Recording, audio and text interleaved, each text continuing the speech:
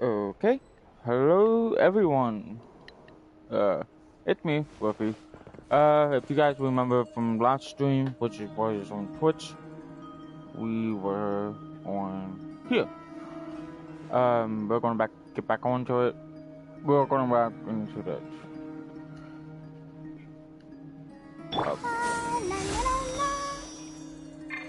So hopefully we get everything done. So let's get back into this. All right. Talk to the advisor. We're gonna have to revisit everything again because I click out of it. So we're gonna revisit and get memorized. Nefer, this term's assignments have been issued already. Please read through the materials thoroughly, conduct your own additional research, and then write an essay on the topic. Yes, Professor, I'm aware. I just had a couple more questions I wanted to get your perspective on. Oh? Please ask away. Well, I saw the other students' problem sheets, and I couldn't help but notice that my assignment is much easier than theirs. Do you really think I'm a weak student? A weak student? Goodness, no. Quite the opposite. You have a sharp mind. Almost too sharp. I think what you're saying is, a weak student wouldn't have noticed the discrepancy. And if they did, they certainly wouldn't complain about the lighter workload. You see, sharp as they come. You see things the way they are. And I'm sure you know why they're like that. Because of where I come from. Because I'm different. I'm sorry, Nefer. I don't like it any more than you do. It's just... Anyway, you said you had a couple of questions. What's the other one? I wanted to check. If someone sent me a letter to the academia, where do I go to collect it? Ah, your family wrote to you. Well, as long as they put your name on the envelope, someone should hand it right to you. Not exactly. It's not even a recent letter. I was just curious where the mail would end up if no one collects it. The House of Dana, I expect. I know there's a box for unclaimed mail somewhere in there, probably sitting on a shelf. Whatever you're looking for, that'd be the place to start. Okay, got it. Thank you, Professor. Oh, don't mention it. Honestly, I feel like I failed you. I'm supposed to be your teacher, but I haven't taught you anything. Hey, don't say that. You're a great teacher, and you do your best for all your students. But the rules are the rules. You're not allowed to teach students like me. It's not just the academia either. The whole world bends over backwards for the successful, and leaves the losers to suffer and die. Oh, my dear child. Don't tell me you've given up on life already. I haven't. I just think that if you want to make it in this world, you have to find a way to become successful. Okie dokie. Now we can go back, look for the box that contains the letter. No more lies!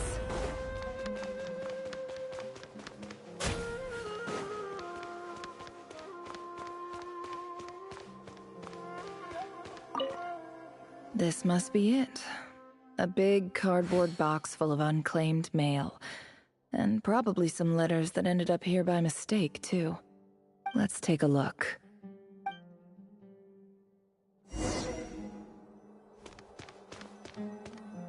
Alright. Now what?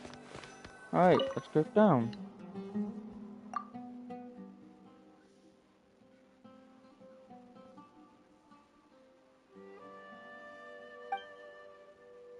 A dilapidation survey from Port Ormos. Looks like it's from a Core of 30 representative. What a strange thought. A bunch of mercs losing sleep over rundown buildings. This one was never even opened. I guess the recipient didn't care what the Core of 30 had to say about any... Who was it addressed to?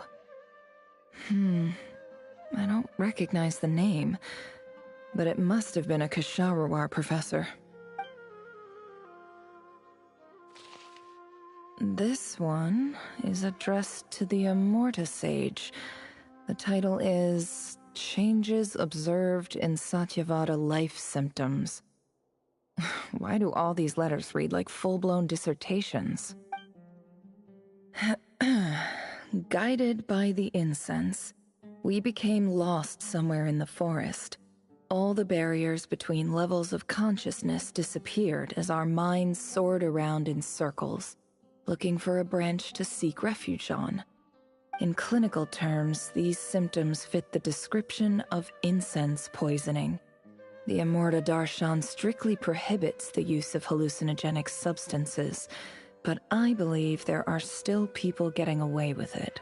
For example, my neighbor who always breaks out into song and dance after using incense. This seems like something the academia would want to know about. Why wasn't it collected? Wait, what's this written on the back? The note says, "The sender authored this letter while under the influence of mushrooms. I would send it back, but no return address was provided.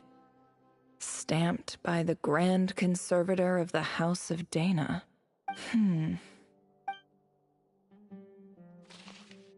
This next one is addressed to Grand Sage Azar. A few words of protest regarding recent changes in Sumeru's educational policy. In recent years, the academia has taken on a small number of students from the desert region, as per the policy to this effect. However, it appears to me that these students have not, in fact, been provided with educational opportunities that are, in any meaningful sense, equal to those enjoyed by their peers, as well as receiving dumbed-down assignments and perfunctory tutoring. They do not even have full access to the Akasha system. Education is the fundamental purpose of this institution, which should go without saying in a nation whose founding virtues are knowledge and wisdom. I ask you, is the lip service we pay to the policy of education for desert students truly the standard of pedagogy to which the academia aspires? As Grand Sage, policy decisions are your prerogative, but do not forget your roots. You and I were once students too, as was everyone else in this institution. I do hope you will give some serious attention to this matter. I encourage you to discuss issues like this with myself and others, and listen to some alternative opinions. Great letter. Shame it didn't get to where it needed to go. And the sender is... Sage Cyrus of Spontamod. I didn't realize anyone else even knew how bad students like me have it in this place. So this is where letters from the Sage of Spontamod end up? Nice one, Grand Sage. Really enlightened leadership. Whatever. This isn't what I came here for. Moving on. I'm not exactly holding out hope that a letter sent from the desert would even make it here. But if it did, where else would it end up if not in this box? I can't believe how much discarded mail there is. Must have been years since someone last went through it all. And this is just one box. The whole House of Dana is boxes on shelves. I don't believe for 1 second that any human being has sat down and read through all the documents in this place. Who has that much free time on their hands? Wait, could this be it?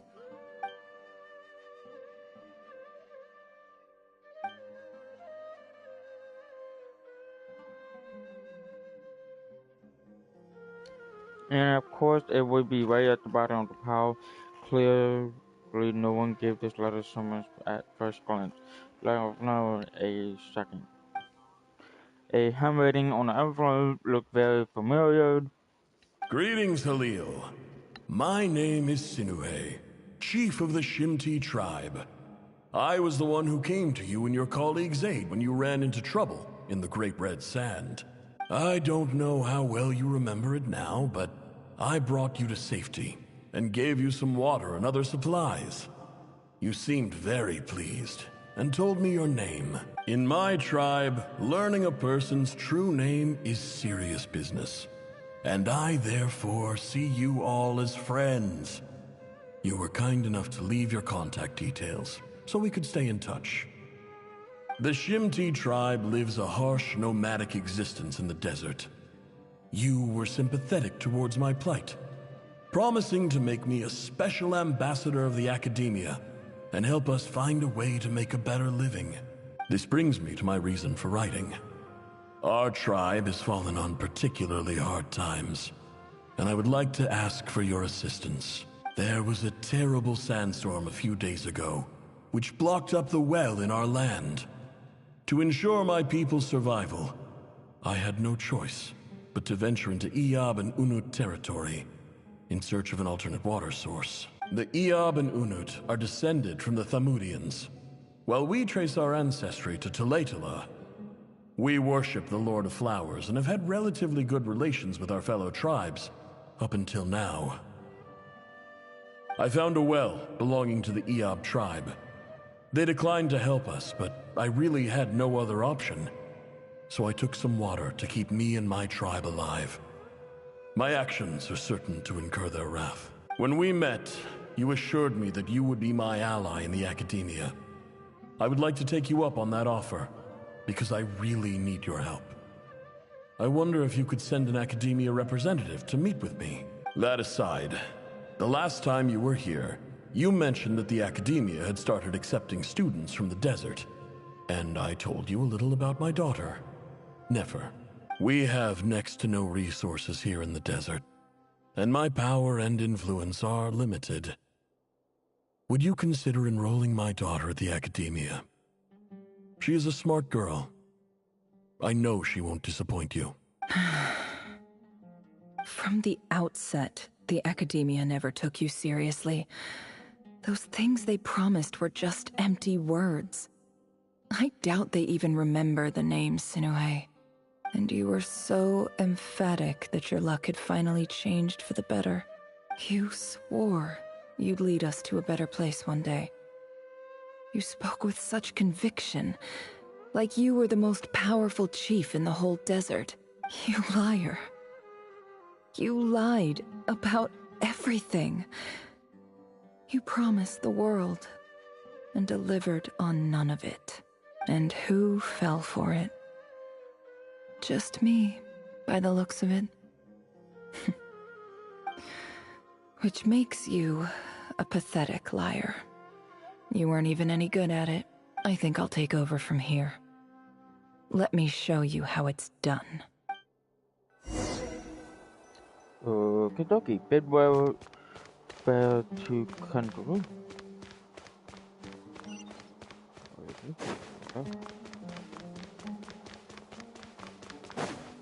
Oh yeah, if you guys want to see her weapons again, if I can. She's level 61. I do not own her. This is a trial character. So this is her weapon, the Record of Truth. Her artifact, that's what they use for level 61 characters. She's C3, talent 474. So, yeah. Not good.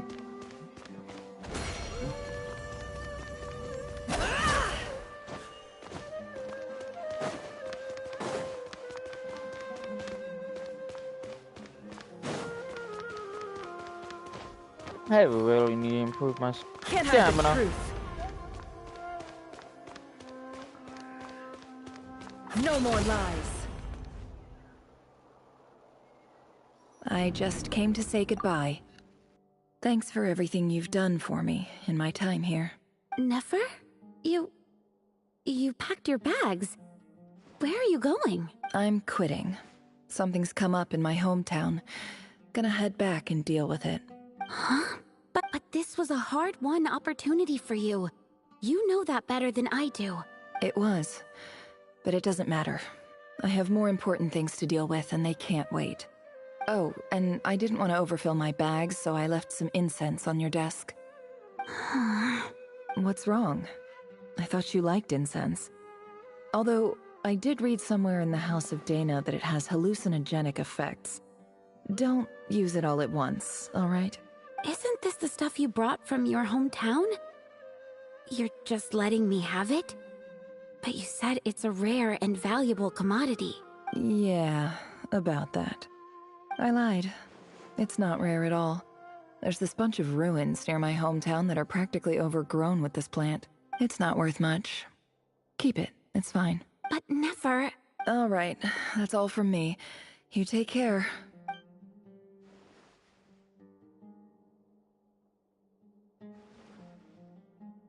Don't forget me, okay?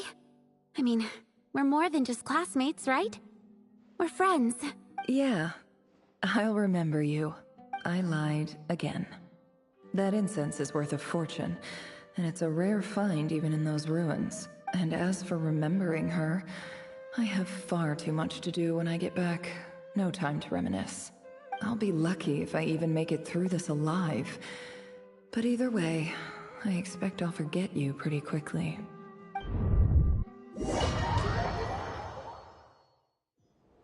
Okie continue exploring.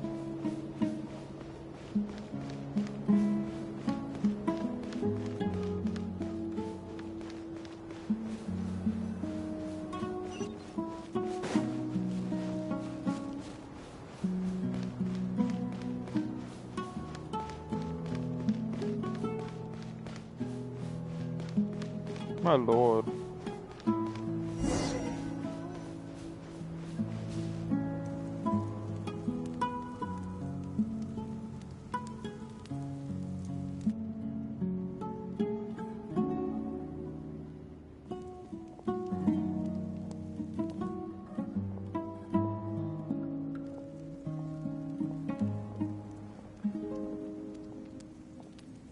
It's a pleasure to meet you, Mr. Arif. So, what does the Academia want? Since they've sent their special ambassador, I assume there's a big business deal to be made. Please, sir, lower your blade. You're lucky I'm the one they sent. Not all special ambassadors share my admiration for the Eab people. The ever-shifting balance of power in the desert reduced the once great civilizations of this region to rubble and sand. But the story of the Eab has a very different trajectory. Others grew weak, but you grew strong, beginning in obscurity and moving to prosperity. You're the only ones who defied the trend. Huh. So, you do know who you're dealing with? This well is the perfect symbol of your strength, is it not? It used to belong to the Unut, but it looks like you have control over it now. You're not wrong. But I'm sure you didn't come all this way just to flatter us. Of course not. I came to bring you some very good news. Some information that recently came to light, which might just be your ticket to freedom. Records uncovered by the Vahumana Darshan show that a certain well currently under Eab control is built on top of some ancient ruins. These ruins are of great archaeological interest to the Academia. I checked the map carefully on my way over here, and I'm confident that this is the well in question. The Academia is offering 50 million mora in return for excavation rights. 50 million? No, wait. If these ruins are as important as you say, 50 million's a little low, don't you think? Don't get greedy, Eab. We know far more than you think. We know that you seized this well by force. Wasn't that the first step in your rise to power? To drive away the Unut and steal their water supply? So what if it was?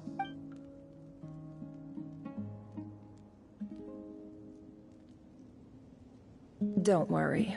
As unscrupulous as it was, it's something we're willing to overlook. The Academia is only interested in dealing with the de facto power holders in the region. I hope I am making myself clear. And I hope your words are the truth. If I find out the Academia is trying to play me, I'll hunt down every one of your people and make you watch as I cut their heads off one by one. I assure you, Chief, that would not be in your long-term interests.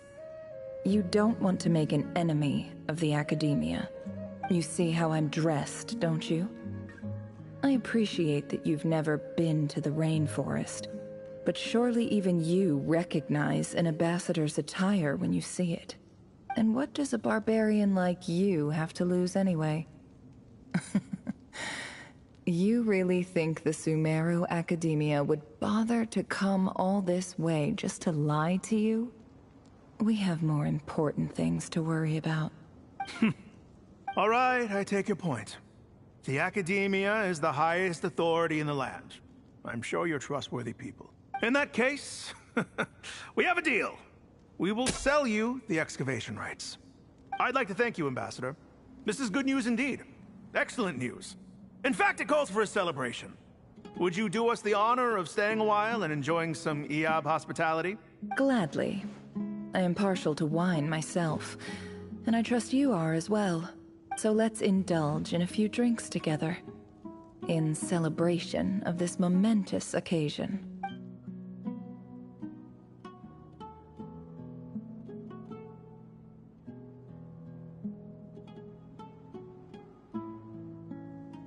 Chief!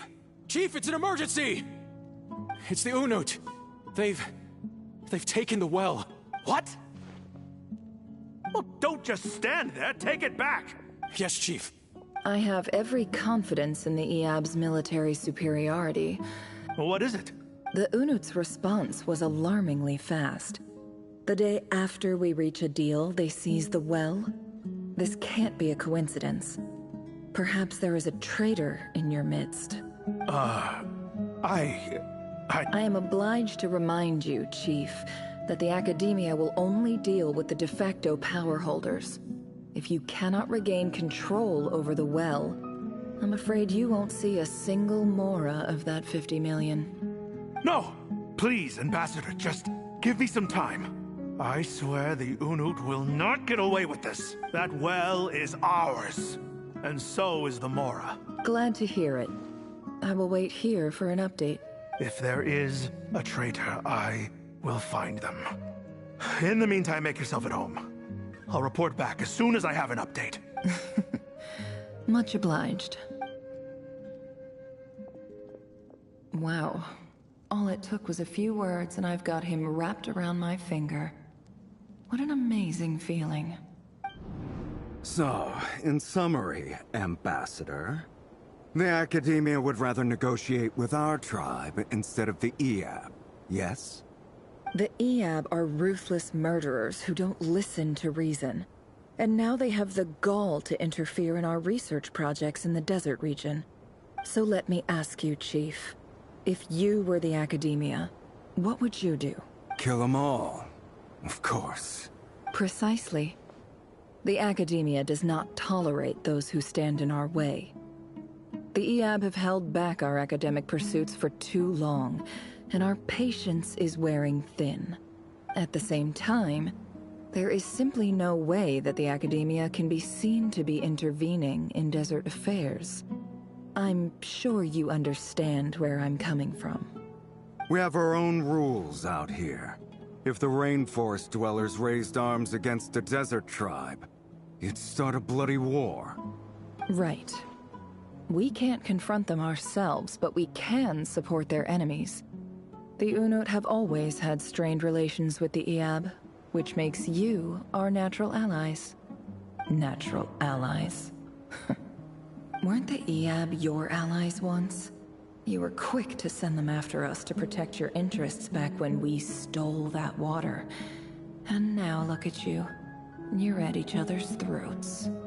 Let me be clear.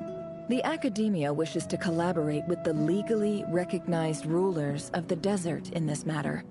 We are asking for excavation rights to that well. And our offer is 50 million mora. Say no more. I believe we have an understanding. Good. Then I suggest you get to work.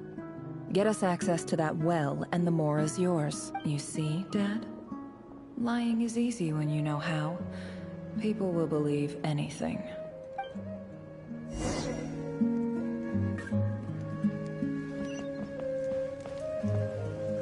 Okay, I hate to mention, do not be like this character.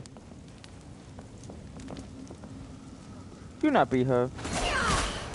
Because in reality, don't lie to your parents or your friends or anyone. I'm not saying lying is good. Lying can, okay, if you guys don't understand, lying can be good for a point. That's basically a red lie. If you want to tell them a white lie, that's basically you telling them half of the truth, which a lot of people most do.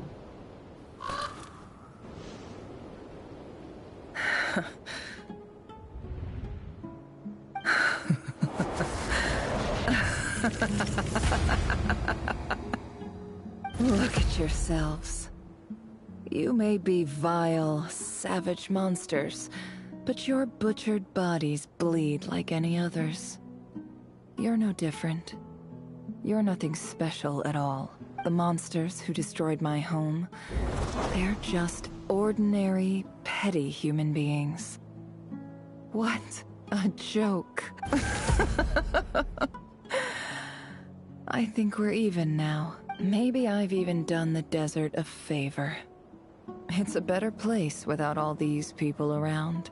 Oh, Sinuhe, my gullible fool of a father. Perhaps if you'd been as ruthless as I was today, our tribespeople would still be alive. In this dog-eat-dog world, a chief needs to be tough to survive. But you couldn't do what had to be done. So I did it for you. Nefer, it's okay. All of this is in the past now. I believe I remember you promising to remain silent. Yeah, but even so... Yehoda, is there anything you can do to ease the tension? Alright, time for a sharp turn onto a completely different topic. So, anyway, that's enough of that. When are we getting out of this place? Feels like we've been walking forever. I'm getting pretty tired. Oh, Alma, you tired? Yes. If we can find somewhere to sit down, I could certainly do with a rest. It's not far now. There should be a temple just up ahead. Yes. Really? A temple? That's where this story ends? I guess that's how things go in the desert.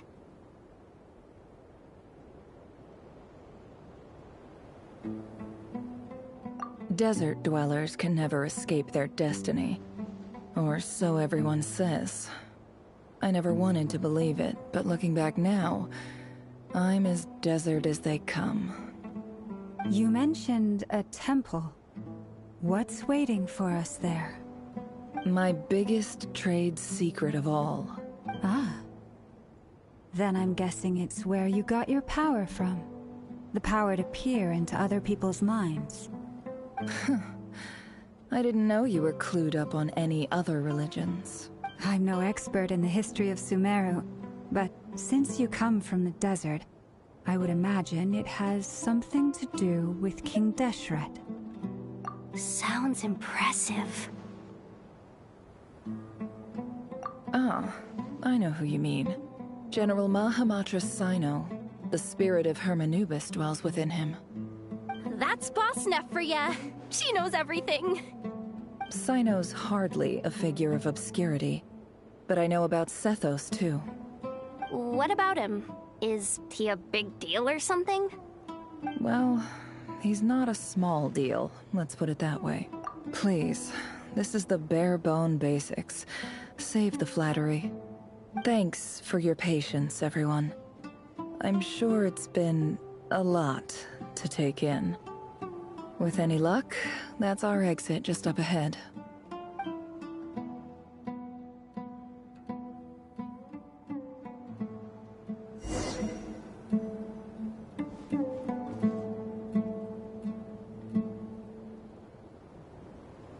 Okay.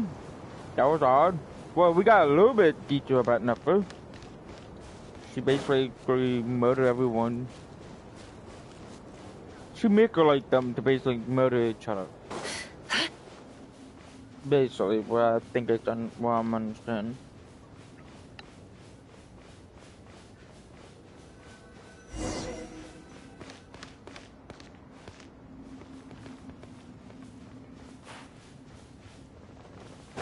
It all adds up.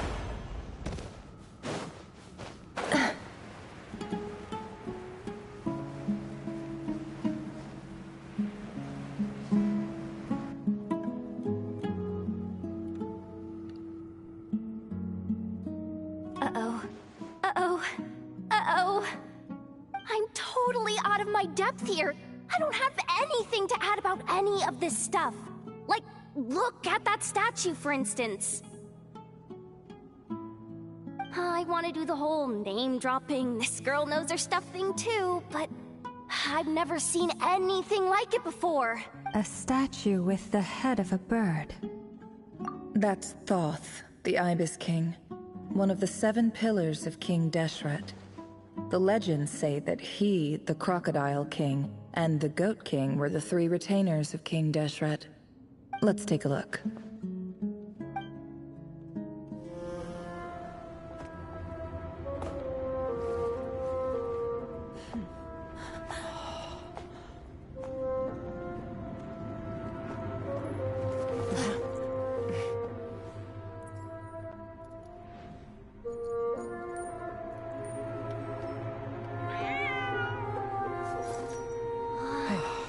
It's just Ashru. So, all is well?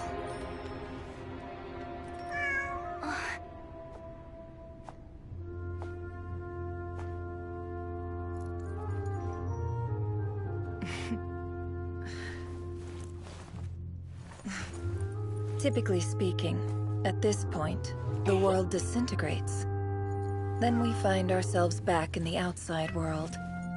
Besides, these are my memories. There's nothing to fear. You're sure? Of course. It's almost over.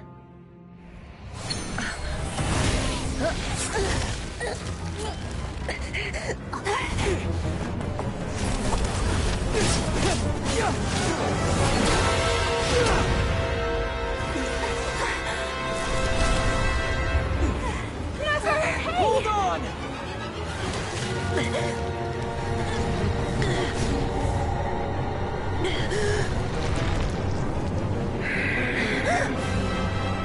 Knowing too much is always a death sentence. Speak for yourself.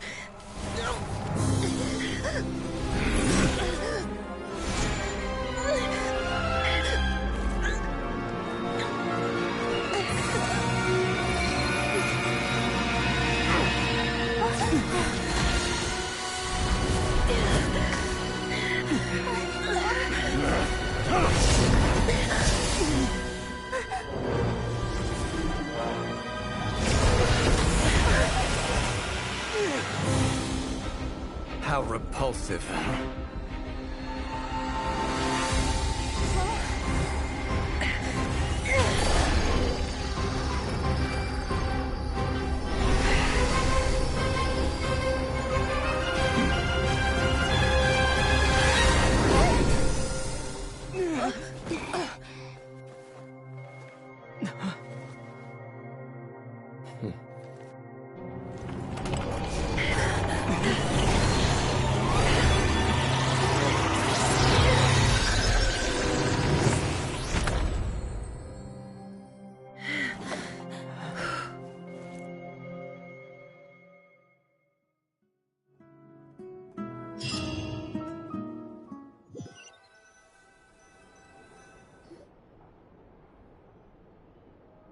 timed that pretty well, didn't I?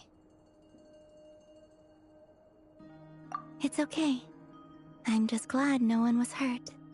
Paimon noticed you doing something too, Dainsleif. Were you helping get them out? Of course. When I asked Nefer to conduct this investigation, I was not naive to the dangers involved. I had a duty to ensure your safety. Good to know your sense of justice is still intact after all these years. I take that to mean that you saw the truth. That comes as a great relief. I certainly did. And thanks to your help, I also managed to trap Rerir inside the chess set. Whoa, really? How'd you manage that? Well, to be honest, I sensed that something was wrong long before we made it to the temple. By using this fragment to probe into Rerir's past, well, the monster formerly known as Rerir, it seems I alerted him. I was tracking him, then he caught on and started tracking me too. Can't say I'm surprised. But how did he track you through your thoughts alone? That shouldn't be possible. Rerir was a secret agent who reported directly to the Vinster King. He is an expert at finding a trail and hunting down his pursuers. No wonder. He infiltrated the chess set, read my thoughts, and built a new virtual chess set inside of it. That's why we weren't able to leave at first. Speaking of your chess set, it's quite a remarkable item. Would I be right in thinking you have some connection to King Deshret? You overestimate me. I only have a connection with one of his underlings, the Ibis King. You all saw how this came to be. A long time ago, the Eab massacred my tribe, the Shimti, in our home village. A few years later, I enrolled in the academia, where some new information came to light. The Unut and the Eab fought a bitter battle over the rights to a well, all for the sake of a non-existent 50 million Mora. The Eab ultimately won that confrontation, but their victory came at the cost of almost every warrior in the tribe.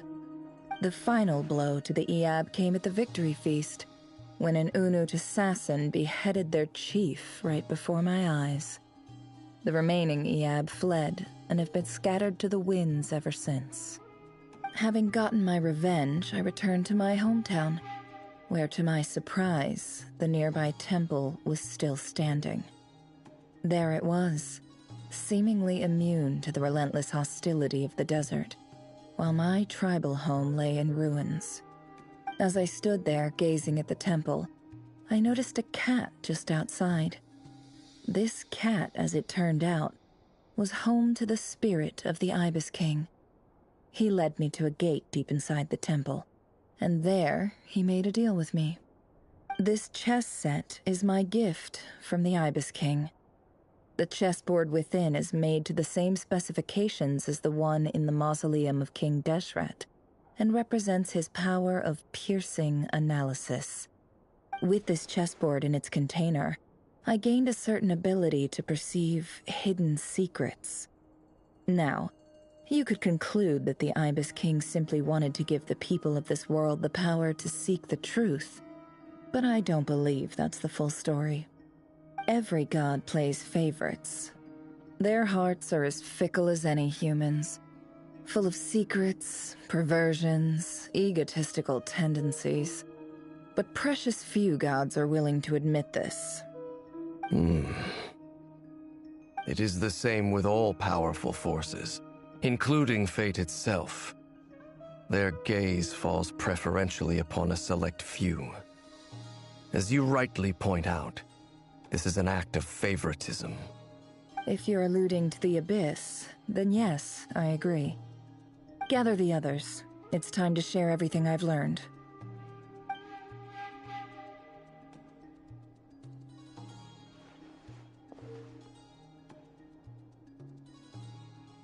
Thank you all for being here.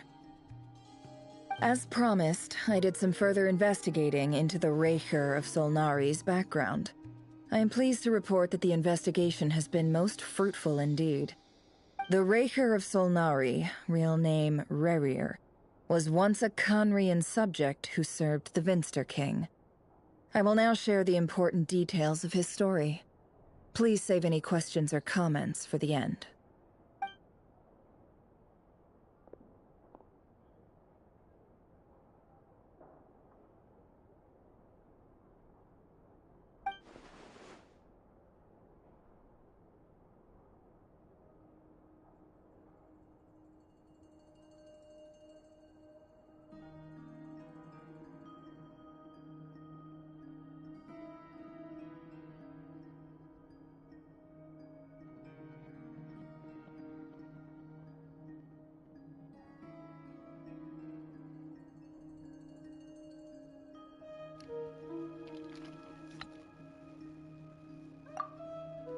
At the Venture King's behest, he gathered intelligence and assassinated the descendant of the Crimson Moon, Dynasty, unwilling to take down his beloved Thelonious, who was secretly of the Crimson Moon heritage.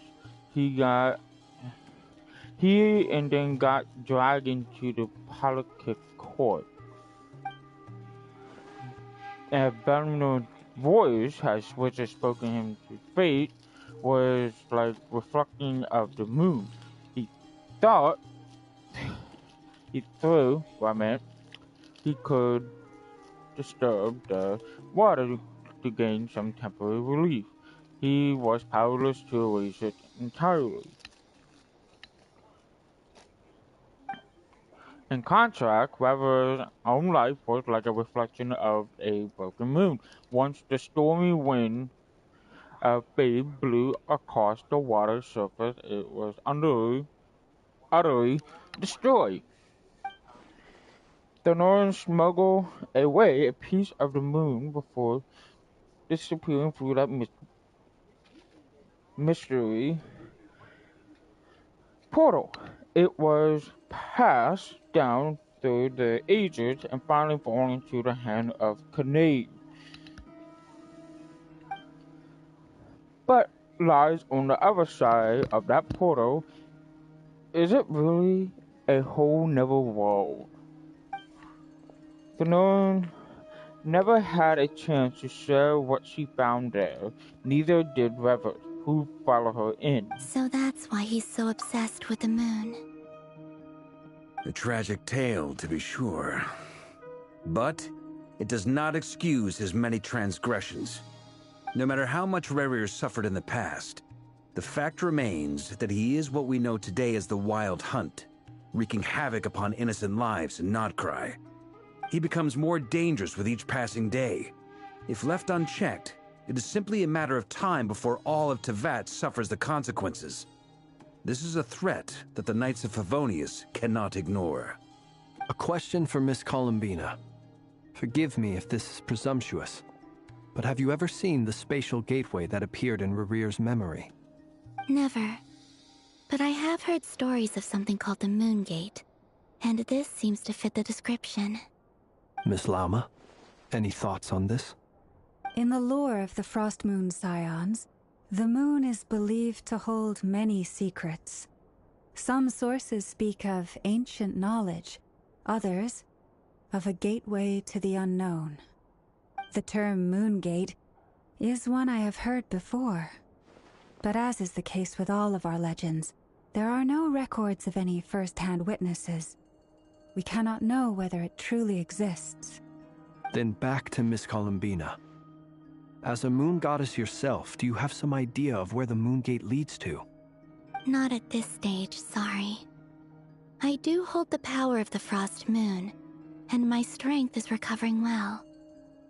I can sense that the gate would open at my command, but... But there's more to the power of the Frost Moon than that? Yes.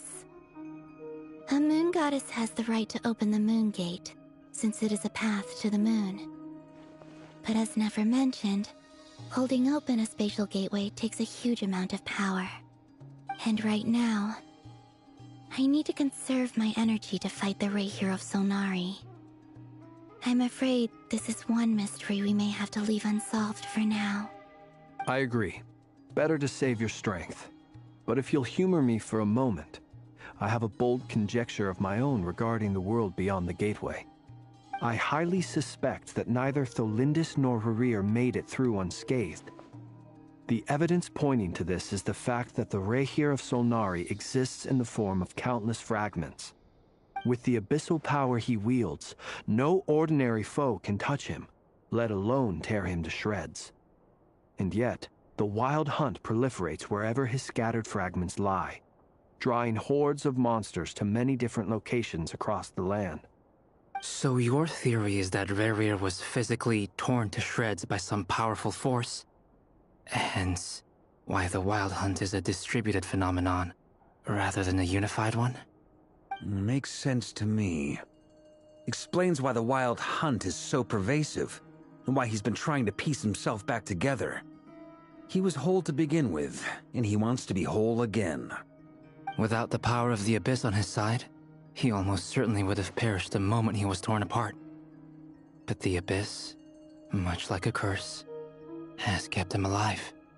I could not agree more.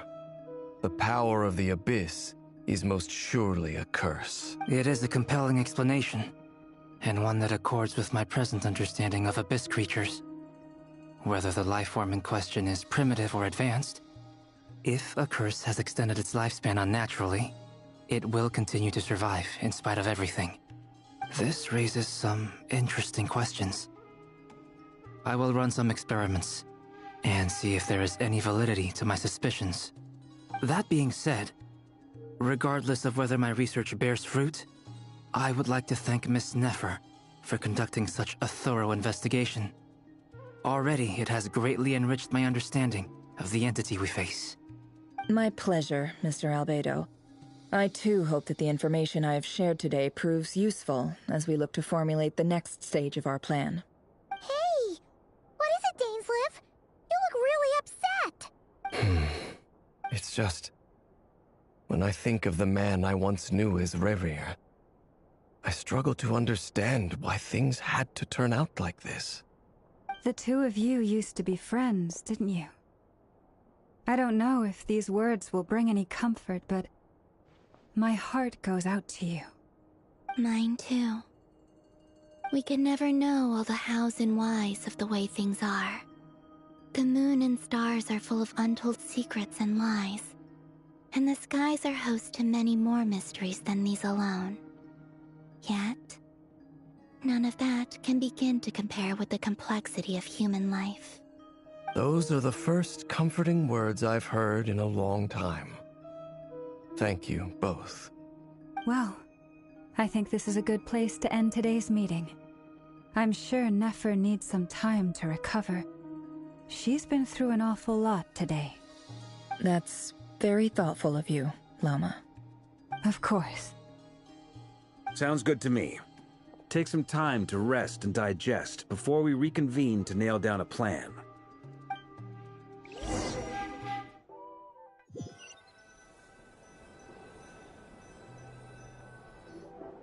Hey, is this a bad time? Hope I didn't kill the conversation. No need. Come on, let's talk outside.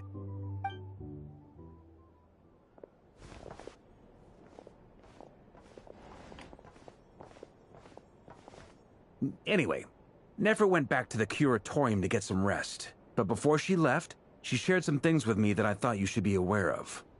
Firstly, although she managed to trap the Raker of Solnari inside her chess set, there's no guarantee that the power of the Ibis King is any match for one of the 5 sinners. Their powers are beyond our comprehension. It's only a matter of time before he finds a way to break out. We have to come up with a plan and take care of him before that happens. Honestly, my mom figured that might be the case. So, how long have we got? Well, I asked her that same question. She talked for a long time, but for the most part, it seemed like she was trying to convince me how precious her chess set is, and what a long and storied history it has. It felt like some kind of sales pitch, you know? The kind where you end up handing over Mora against your will? Anyway, after all that, she finally answered the question. 2 days, at most. 2 days? Holy moly! Can we even recruit enough help in that time? That remains to be seen. Which brings me to the second issue. Dainsleif is obviously conflicted about this whole thing. But given how little time we have, there's no way we can pull this off without his help. You have some history with him, right? Do you think maybe you could talk to him for us? Great. I appreciate it. All right, on to item 3. So, Albedo, Durin, and I put our heads together and came up with a plan. Can't promise it's gonna work yet, but at least it's a start. We figured we'd bounce the idea off you first. We'll explore it further once everyone's recovered. Oh, Paimon's dying to hear this. All right, so here's what we're thinking.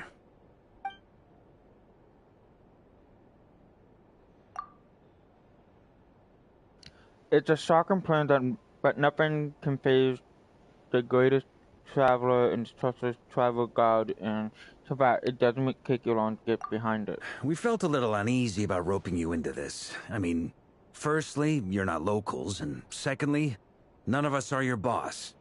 You're well within your rights to refuse if you so choose. Roping us in? Why would you even say that? We know the stakes here. It's all of us against the Rayher of Solnari, or none of us stand a chance. I choose my words very intentionally, I'll have you know. I like to think there's an art to striking a down-to-earth tone even when the stakes are through the roof. Sir Varka, I have a few thoughts about this plan. I'm all ears. I think we can be more flexible with how the roles are allocated. In my view, the most sensible lineup would be like...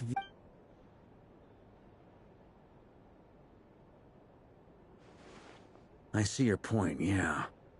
But if that's how we're going to approach this, you'd better make sure you're ready. To be clear, I don't doubt your abilities. Far from it. I just want to make sure. Are you really willing to take all this on? I want to do everything within my power. The Rayher of Solnari is a truly fearsome opponent, and if I do my part, it'll greatly reduce the risk for everyone else involved. Well, that tracks with what I've heard. Jean's mentioned in her letters that you're so diligent it's almost abnormal. As in, most people weigh up the risks and rewards in situations like this. But you seem to just march towards danger without a moment's hesitation. Of course, everyone appreciates a fearless pioneer.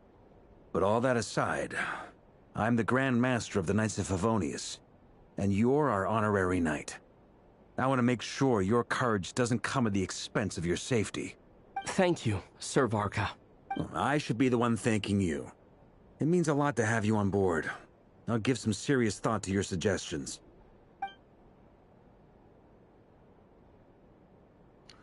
Barker continued giving a very knightly bow, and he said he will see you at the hotel again. He has arranged for everyone to meet and finalize the plan of action.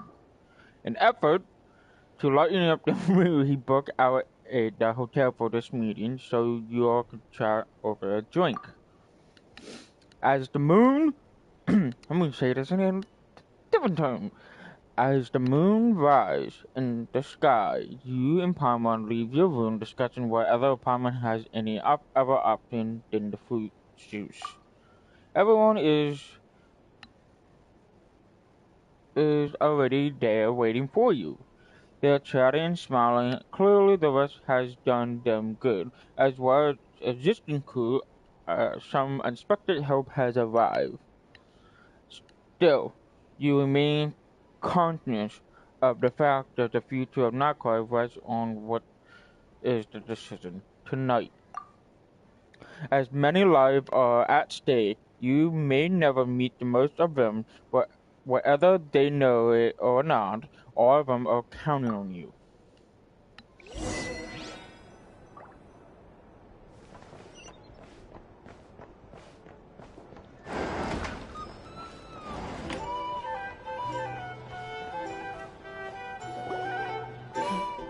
This is a thorough plan, but I do have one last question before we take action. How can we be sure that our enemy won't leave the designated area? Great question.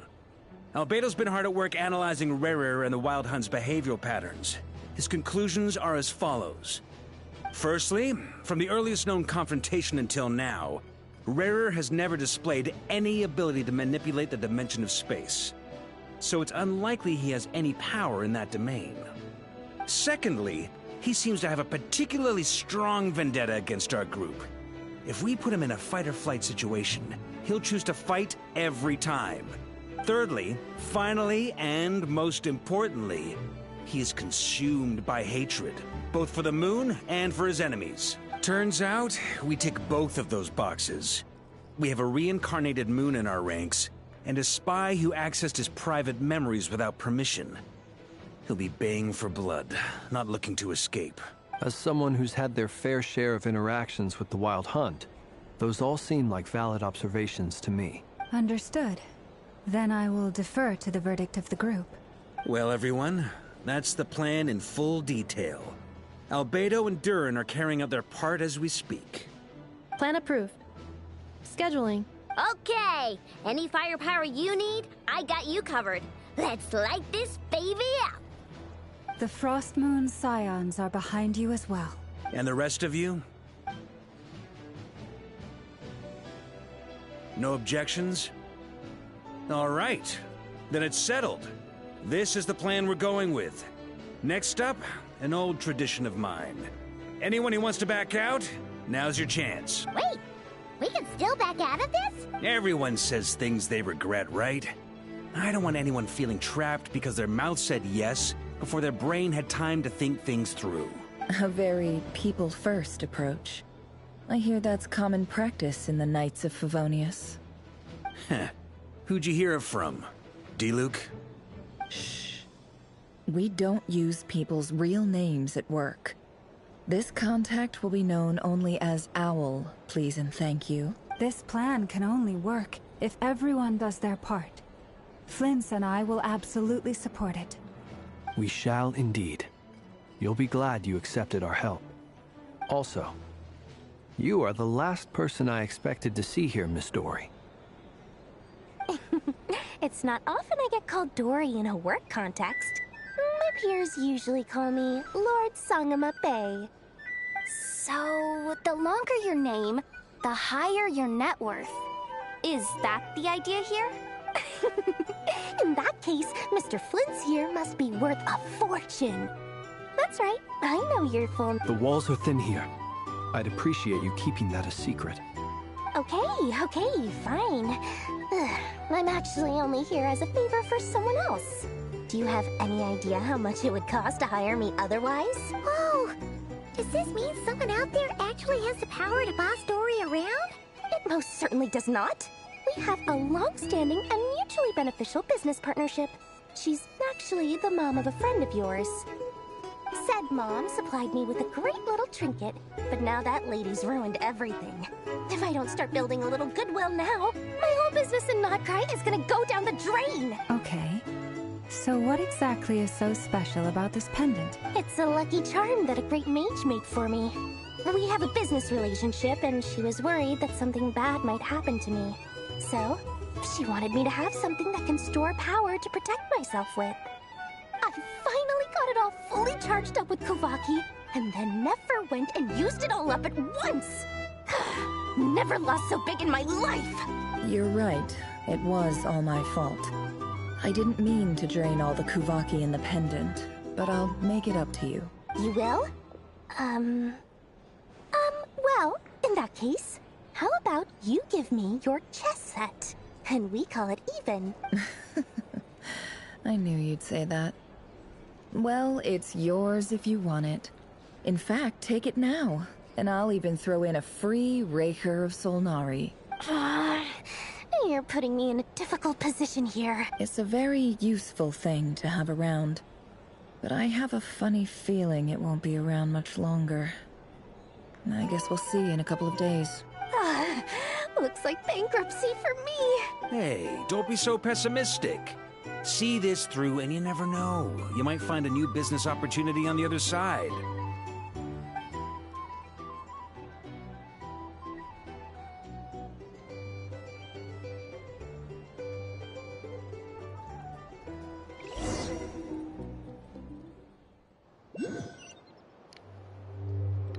Okay. Now we gotta go look for Dory. She's annoying. To my opinion, she's annoying. Ready, steady, go! Yeah, you've been blessed. Oh, there she is. Dory, how are things going? Feeling ready?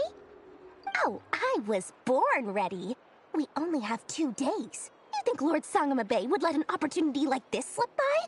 Don't forget, when something's in high demand, the people with the goods on hand get to charge the highest price of all. Even higher than the sellers taking advance orders. Ta-da! See? It's right here. Ah, it's so pretty. Did you make it? No, I have a supplier. We go way back, so he made me a very attractive offer. Aha! No wonder you were talking about Lucky Charms at the meeting. You've been getting Kave to make them for you. That's not the full story. It actually started a while back as a project between me and the Dendro Archon. Mage Alice once warned me that this world won't stay safe forever. There may come a day when everyone faces a great crisis. I passed this on to the Dendro Archon, and she secretly brought together a research team made up of Sumeru's top scholars to invent a technology that could keep people safe. I won't go into the details because it's all very complicated, but if you want to know more, you can ask the Dendro Archon about it sometime. Anyway, point being, it was the Dendro Archon who asked Kave to build this little contraption. As one of the top Kashara War talents, he was the obvious choice. Took him long enough. He stressed over it for ages. Must have gone through at least a dozen designs before producing a final product. But that's Kave for you. Marak delivered it to me a couple of days ago, along with a letter from Kave. Could I ask why I'm sending this technology to you? What's your proposed use case? Has it been approved by the relevant authorities? So nosy. My fault for sending him the research permit to begin with. Surely Nahida must have told him you were involved in this project. He was probably just nervous because you're always so secretive about your business. Could be, could be. Anyway, I just replied, let's hope there never has to be a use case, because it would involve grave danger. Fair enough. But it sounds like he was just being cautious. He probably felt responsible as the one who made it. Or maybe he was asking as a favor for his housemate. He's done that before. Not sure why, though. His housemate doesn't seem to really care that much about this kind of stuff. Either way, all's well that ends well. I'm just glad to finally have my hands on the product. I wouldn't want to be without it, given the potential dangers that lie ahead. Huh? What does that look mean? Paimon's just super surprised. This must be the first time we've ever seen you actually get serious about something. Well, a long time ago, I made a promise to myself. I promised that I was gonna live every day of my life with a big beaming smile. Obviously, Mora plays a big part in that. But there are always gonna be times in life when you have to give something back. That could mean paying back a debt, returning a favor, or showing some kindness. Alice has been a huge help to me over the years. She was the first investor I ever had. And I want my investors to know that Lord Sangamabe is the best in the business. And more than that, no one knows what the future will bring. Whatever happens, I want to make sure the Dendro Archon and all of Sumeru is prepared to face whatever comes.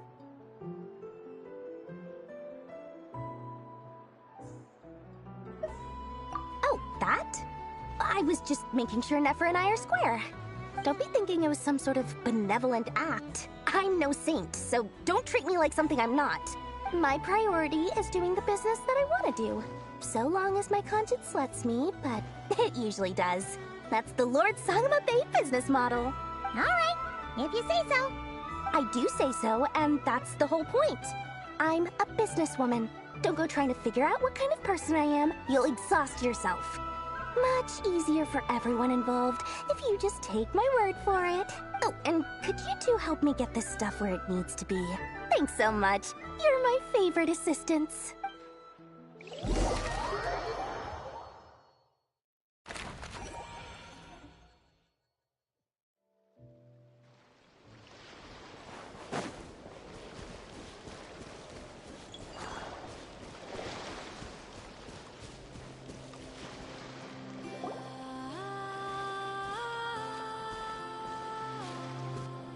Traveler, Paimon.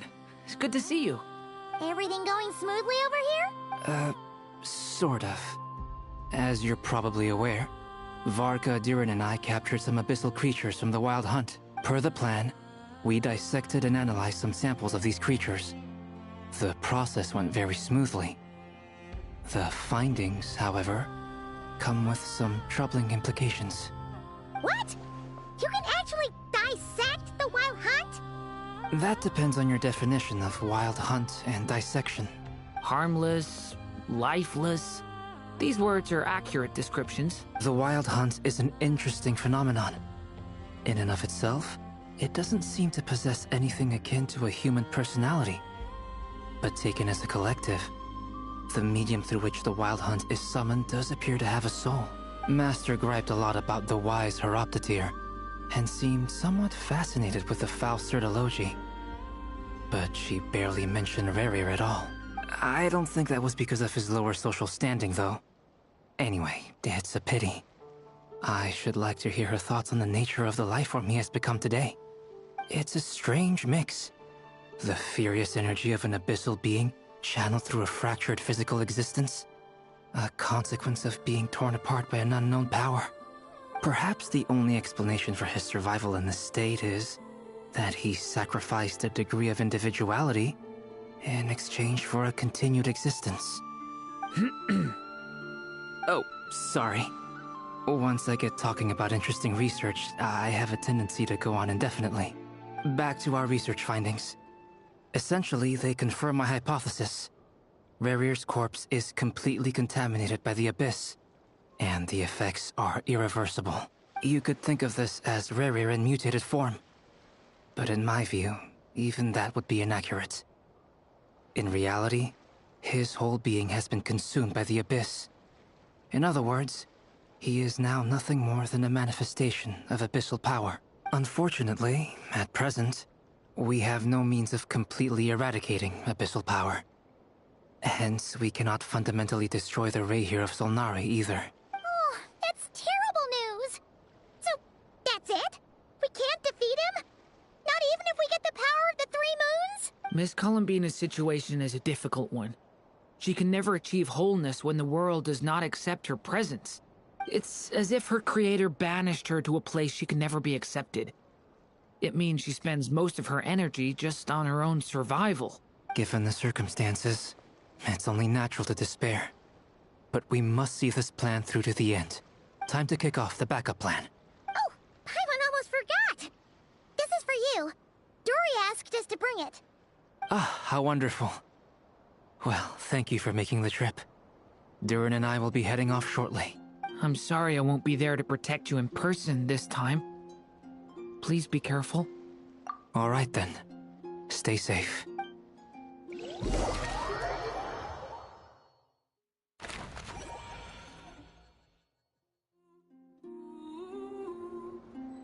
Alright, let's kick 5. I will be right back. I will go use the restroom, and then I will see. We will get back on watching, continue with the quest. Alright, I'll be right back.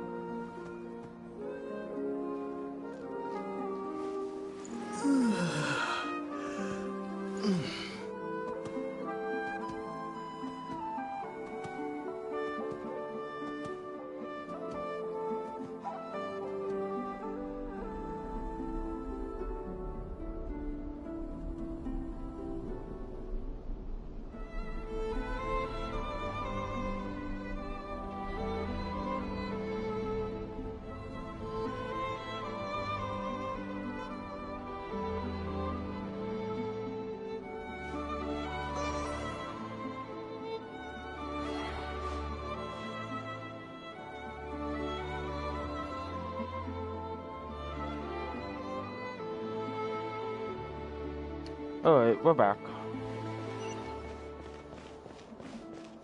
Alright, one last time. Flashback. Thank you.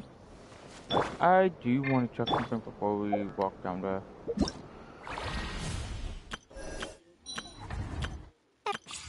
We did that. I think it's because of this. What is making you... No, stop.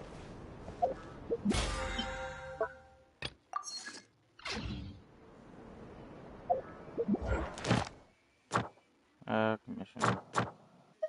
Oh.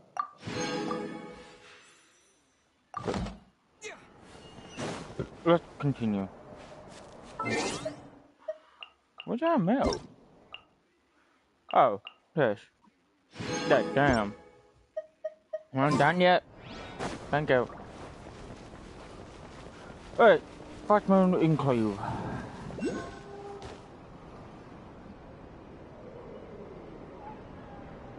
Miss Lauma, is everyone here? Yes. The fate of my flock is in your hands, Grandmaster Varka. Please keep them safe. My lady, what are you saying? Within the next 24 hours, we will face the biggest crisis the world has ever seen. This is not a burden that we deserve to bear, but I believe that we reap what we sow in this life. So I intend to act. I must do what I think is right. For me, that means fighting for the future of Nodcry. This gentleman is the Grand Master of the Knights of Favonius, Varka, Knight of Boreas. In my absence, please follow his lead. Hey, everyone. Guess I should introduce myself. Well, to start with, I know my way around a battlefield. Biggest strengths are honesty and hard-workingness. Anyway, point is, I don't intend to let Lauma down. I'm gonna do everything in my power to keep every last one of you safe and sound.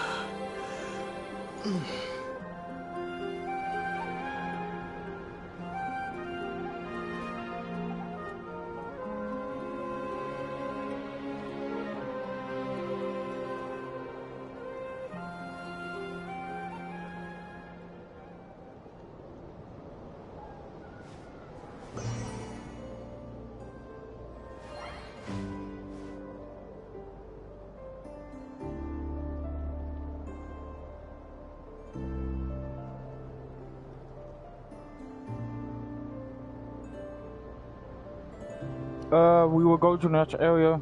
Give me 1 second. Alright.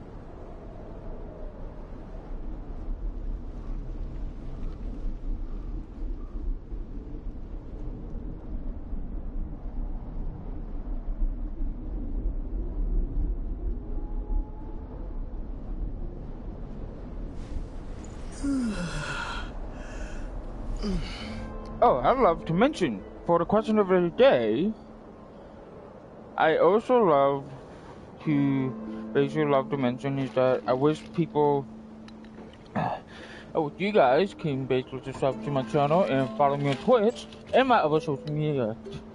If you love to, that would be glad to. I would be glad to help me to continue this journey. Like I said, I don't mind, but if I wanted to continue doing this type of stuff, why does it chest? Yeah! I'll keep this close. Scatter! Yeah! Okay.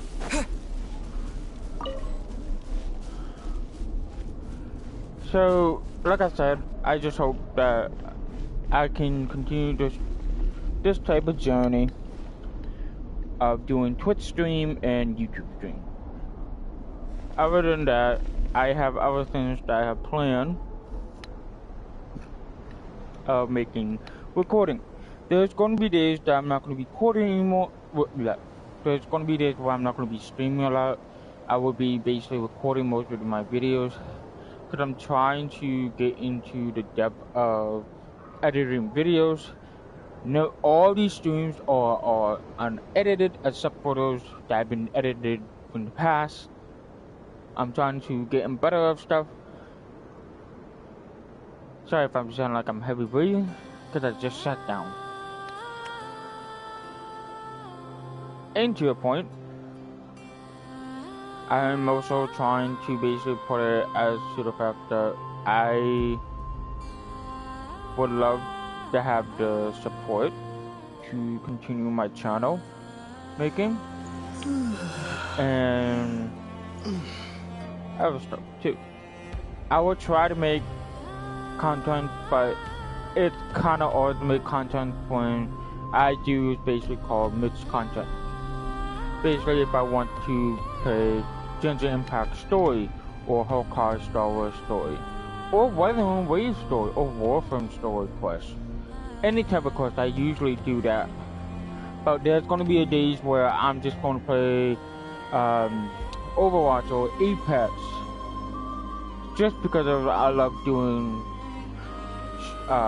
playing gameplay.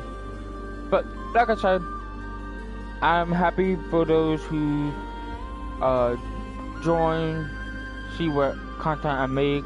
Yeah, I love that. But I really appreciate if you say hello or any other type of thing. But also, don't forget to subscribe my channel and follow me on Twitch. And plus, don't forget to hit that like button too. And also the notification so you won't miss an update. Alright, well, let's continue. Let's go talk to Dan.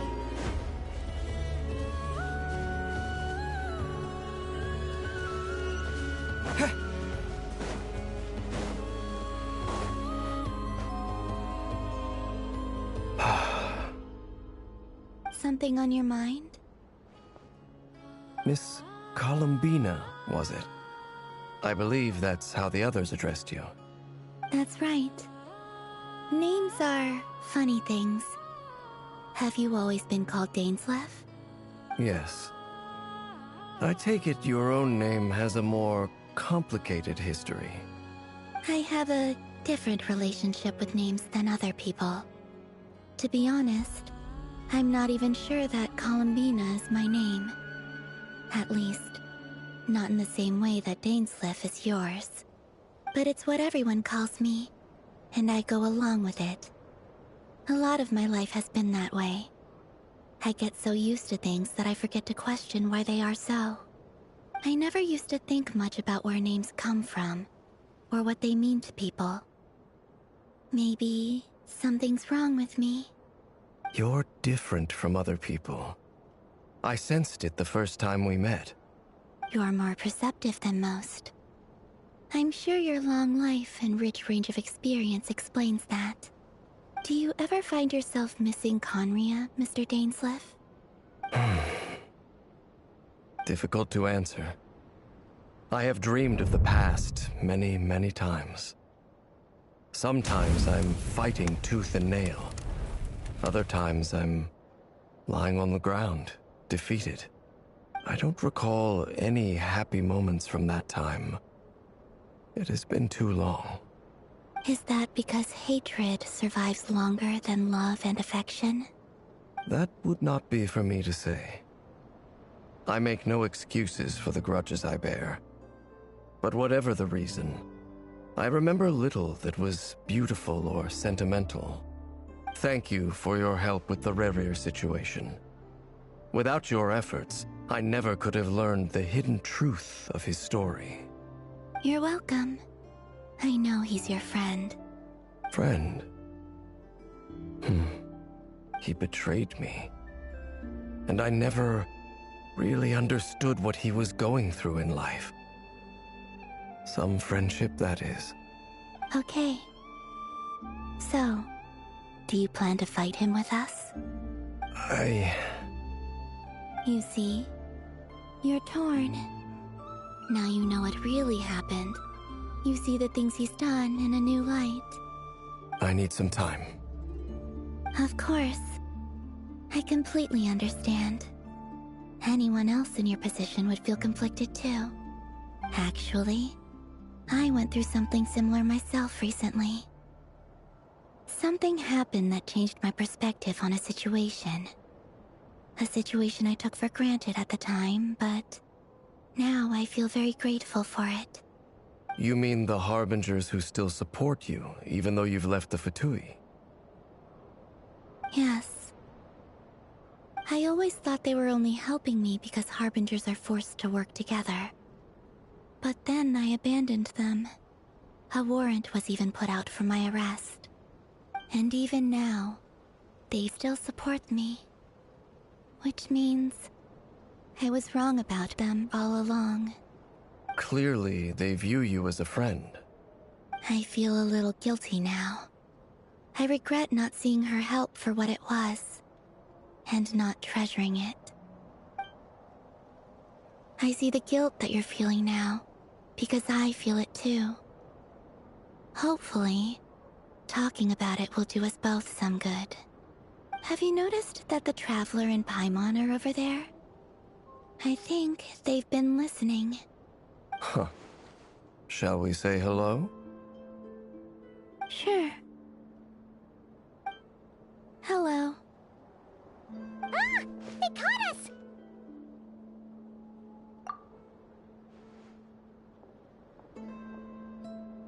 I apologize for making you worry. No doubt you wish to know where I stand on the plan to take down the Recher of Solnari. I'm afraid I need a little time, but I will seriously consider joining you. You will? Oh, thank you so much! Everyone will be so grateful to hear that! They needn't be. This was something that I was going to have to face up to eventually. That doesn't matter to them. They're grateful to you regardless. You can't control their gratitude, so just accept it. And then, have a think about whether you're willing to join us.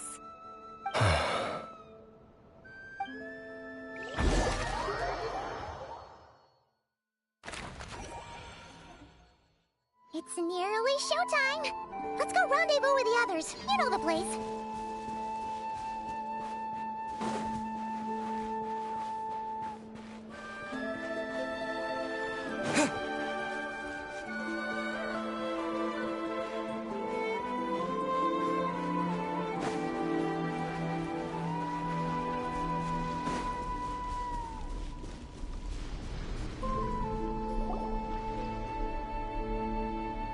Ah, you're earlier than I expected.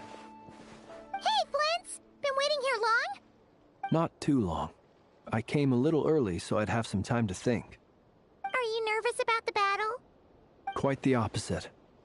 I'm reminiscing on my past battles. When I was awakened by the Ratniki, I had not touched a weapon in many years. I felt like the battlefield was not where I belonged. But after waging war against the Wild Hunt for so long, I came to realize something. A life of absolute peace is simply not a possibility for me. My restless flame indicates that somewhere inside of me, there is a deep yearning to root out the evil in this world. Oh, that doesn't sound like such a bad thing. Well, in the past, when I was a Fae whose primary concern was hibernation, it was hardly ideal. But it certainly serves me well here in the present. And I am delighted to be able to join forces with you in this endeavor. Looks like I'm not the first to arrive. Ah, Miss Lauma. Did you sleep okay last night? I struggled to settle down at first, because of the nerves. But don't worry. I got enough sleep in the end. I'll be just fine. Please, I'm just doing my part. Never! Over here! Aino asked me to relay a message. She said Anefa will be on high alert and keep a close watch over all secondary districts where defense is required, providing support as necessary. Meanwhile, Aino herself will provide range support to us directly, using her latest invention. Excellent. My thanks to all involved. The chess set's looking a little unstable. It won't hold him much longer. We should be prepared to engage at a moment's notice. No sense sitting around waiting. Let's make the first move while we still have the option. I agree. Paimon, find a safe hiding place. Got it! Be careful, Traveler! I will.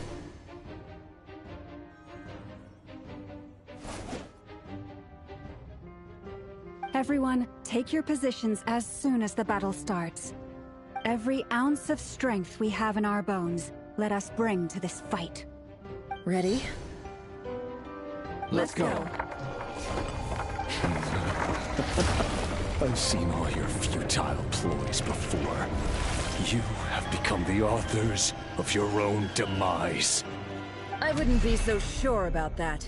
You are merely a moment of sport before I tear down the moon.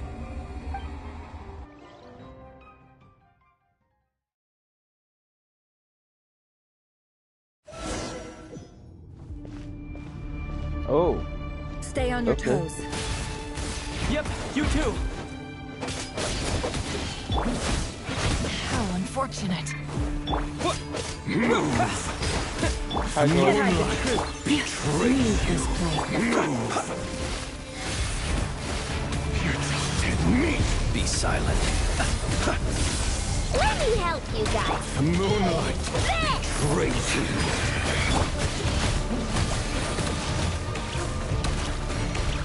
It all adds up. Can't hide the truth. Hunt him down.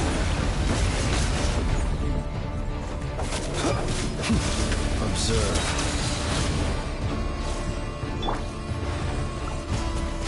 Hunt him down. No more lies. Futile.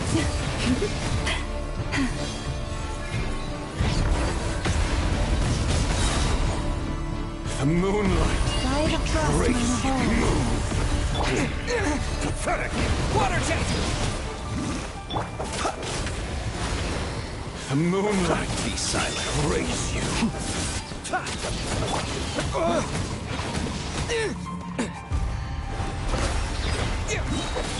Can't hide the truth. It all adds up. The mystery unravels.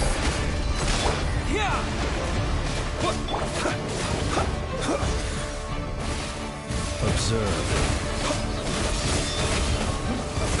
Night falls. It's all futile.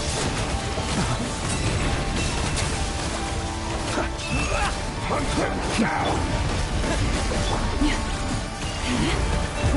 Protector. It began with the moon, and so shall it end. The moon will protect you.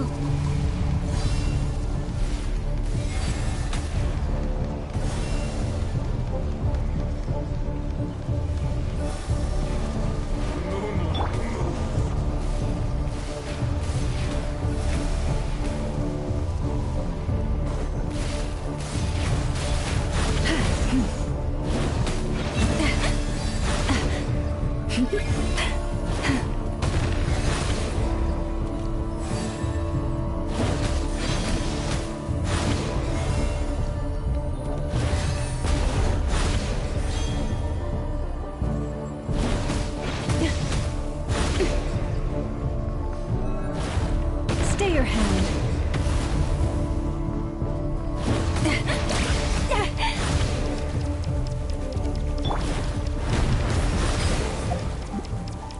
My lord, come on.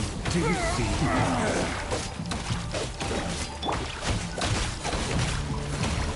It all adds up. From here, when will it be as you foretold?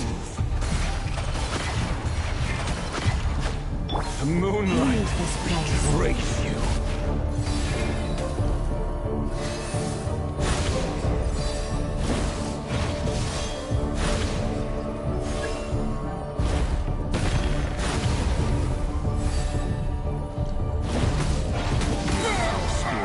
Welcome here.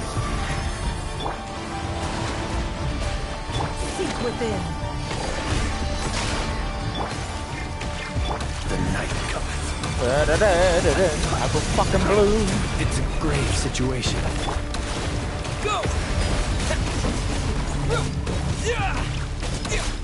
Move. No more lies. Time to come clean.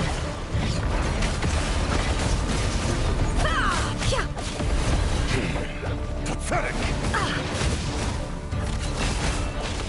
What? The moonlight is all futile. Hunt him down. It all adds up.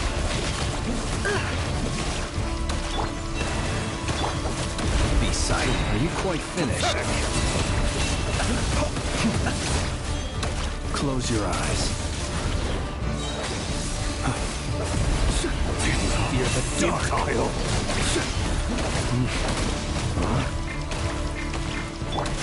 No more love. Absurd. It all adds up.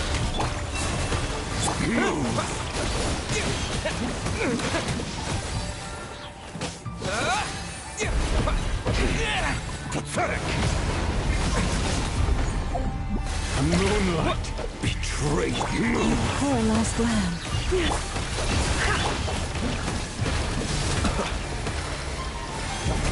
Moonlight. You quite finished.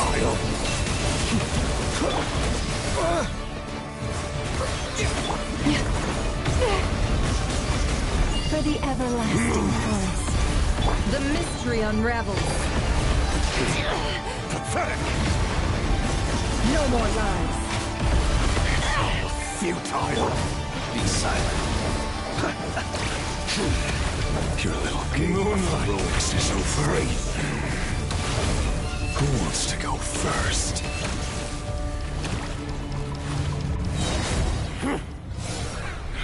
Fuck me. Get out of my sight! Oh, shit. No! We've been separated! Take. You okay? Never! Where are the others? Stuck outside the barrier. I guess he really doesn't like us. I told you before. Knowing too much is always a death sentence. Be careful what you wish for. Mama!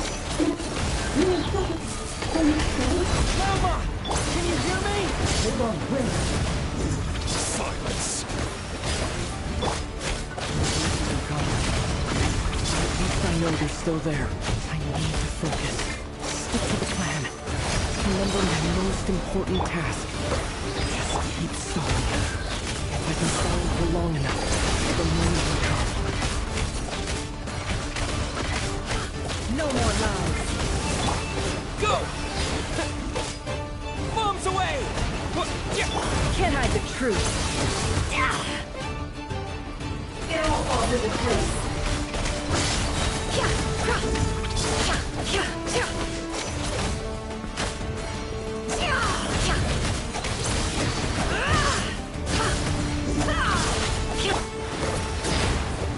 The deception ends here. It all adds up. Time to go clean. Wipe out! Nowhere to run, nowhere to hide. Water jet! The mystery unravels. Destroyed. Can't hide the truth. No more lies.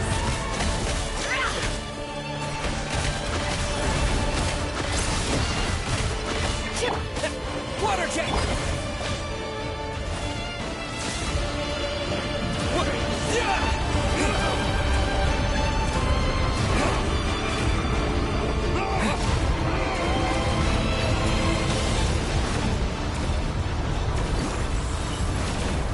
I've got this.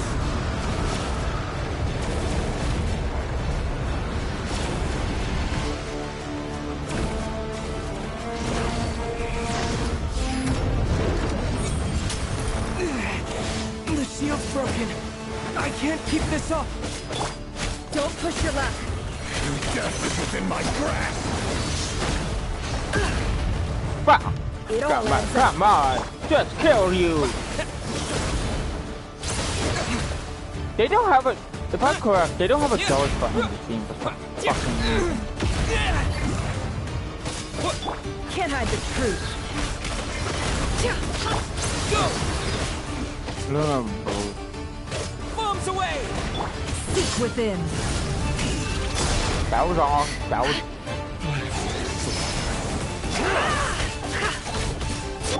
Water jet!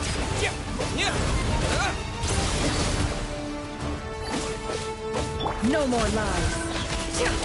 Can't hide the truth.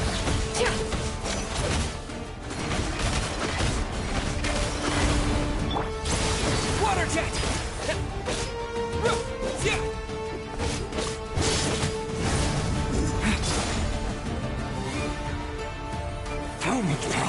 for the take.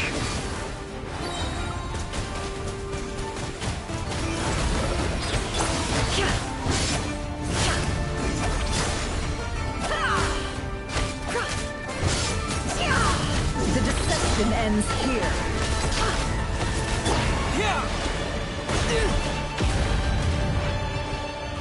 Nowhere to run, nowhere to hide.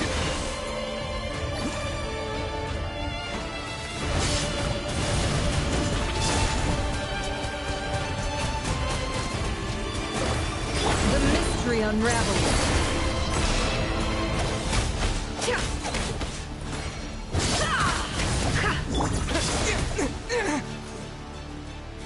Go!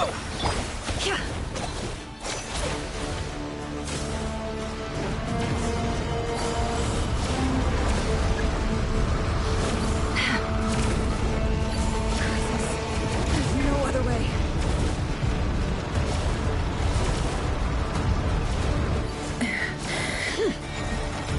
There she goes.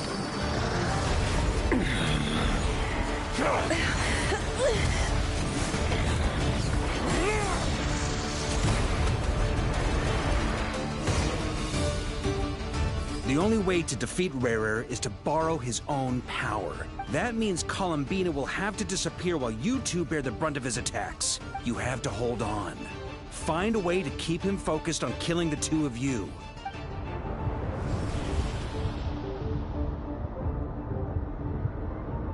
Never.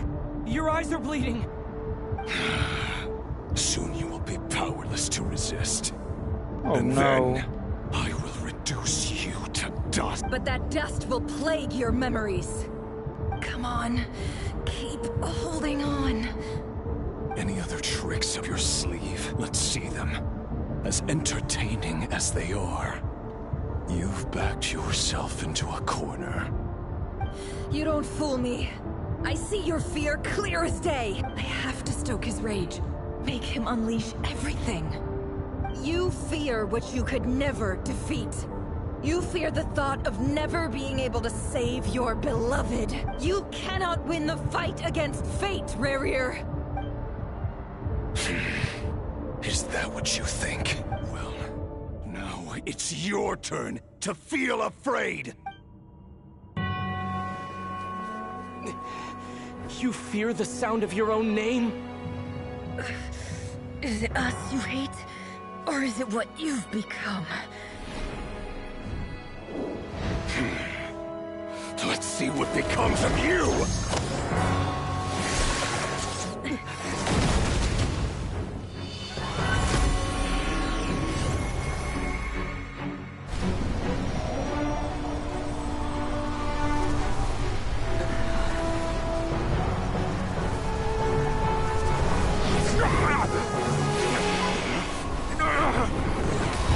What's happening? That power. I've seen it before.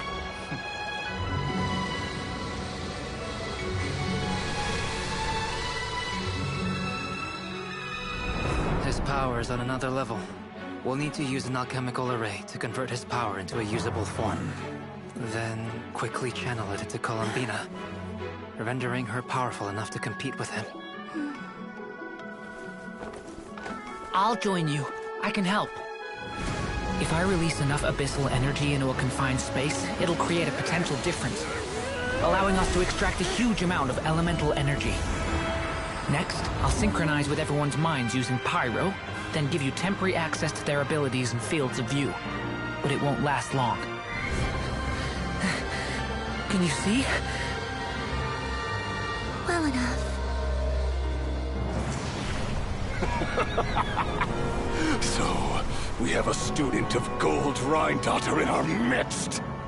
How about that?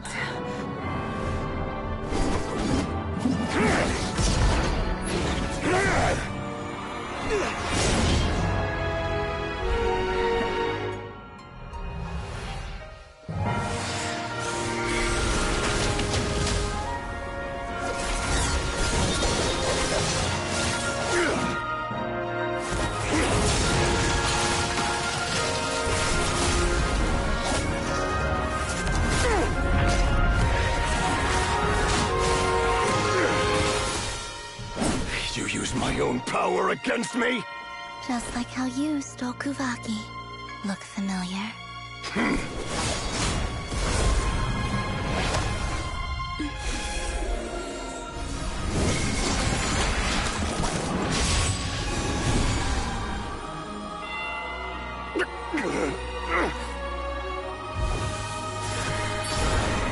They're in Colombia.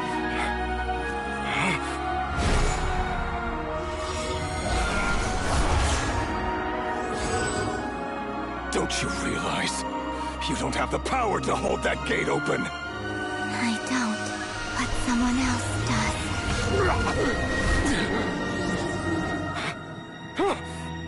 Goodbye, Rerir.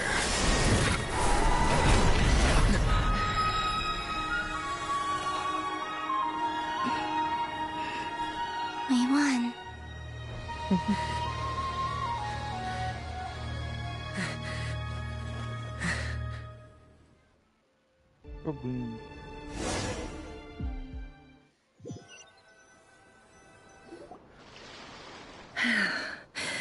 Her eyes. Nefer, how are your eyes? They're fine. Apart from the blindness, of course. It's not too late. Let me handle it. Yep.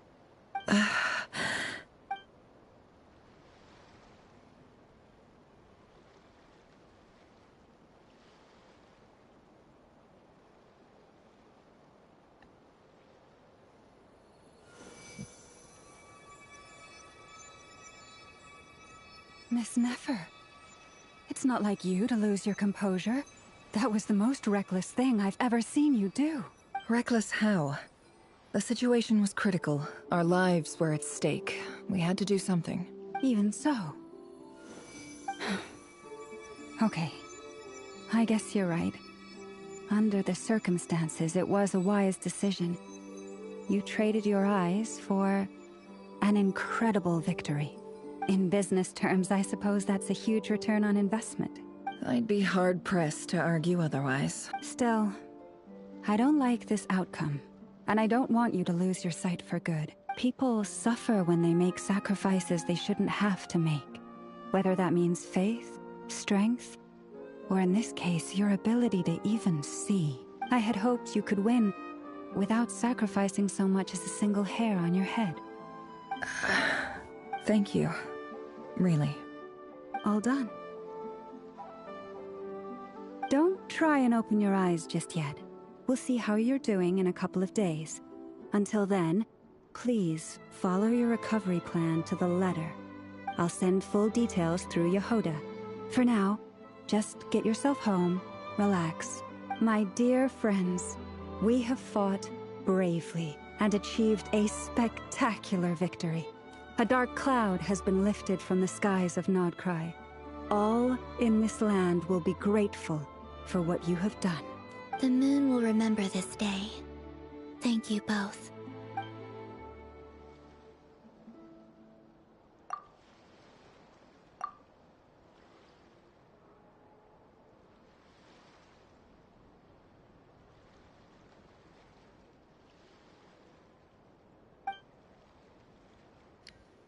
The Sheikh of Nepal navigates the road, with her eyes closed, wondering if she consciously, but as her Shalaka disappeared in the distance, you noticed she seemed almost smug. There's something I want to let you know. What is it? When Durin connected everyone's minds so I could access their powers, I also felt everything they felt. And since Nefer's eyes were injured, my eyes are hurting now too. Hold on. I only feel the pain. There's no actual damage. I just thought I should tell you. You're right. There's no damage. That's a relief. But I must say, I'm surprised to hear the Kutar share something like this with me. In the past, you never used to open up about yourself. Things are a little different now from how they were. I'm learning to share how I truly feel with my friends. Friends? You have no idea how glad I am to hear that.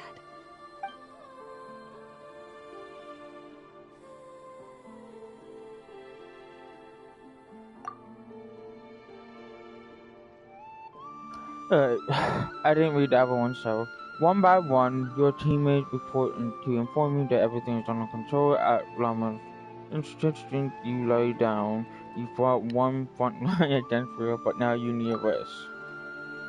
Yay!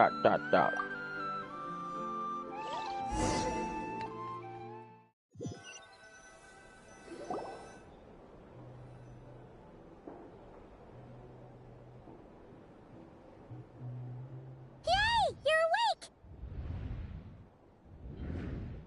How are you feeling? Any aches and pains? Did you sleep well? I'm doing all right, Paimon. No need to worry about me. Phew! Well, that's good. Paimon's been sitting on the edge of the bed worrying about you for ages. You slept a whole day and night. Poor Paimon had to eat all by her lonesome. Glad to hear you didn't starve. How was the food? Well, it wasn't the same without you there to share it. Honestly, Paimon just can't relax when you're not your usual self. She couldn't enjoy the food and settle down to sleep. Well, I'm back to normal now. Oh yeah, and Albedo swung by earlier. He said to tell you to head to the tavern when you woke up. Varker and the others are organizing a victory feast and they want to celebrate with you. He also dropped off some medical supplies, but you seem fit as a fiddle, so guess you won't be needing those. If you're feeling up to it, let's head over now. Wouldn't want to keep them waiting.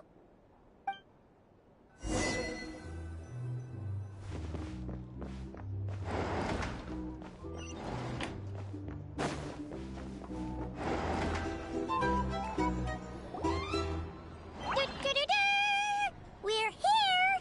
Oh, Traveler and Paimon! Perfect timing! We were literally just saying how there's no way we're holding this victory feast without you any longer, and we would have postponed it till tomorrow. How are you feeling today? Much better. Thanks. Don't worry about me. Relieved to hear it. If that changes, just let me know. Happy to check you over at any time. Yep, we're here for you. Anything you need, just let us know. Oh wait, where's Nefer? How are her eyes doing? Nefer's right over there. I'm sure she'd love to catch up with you.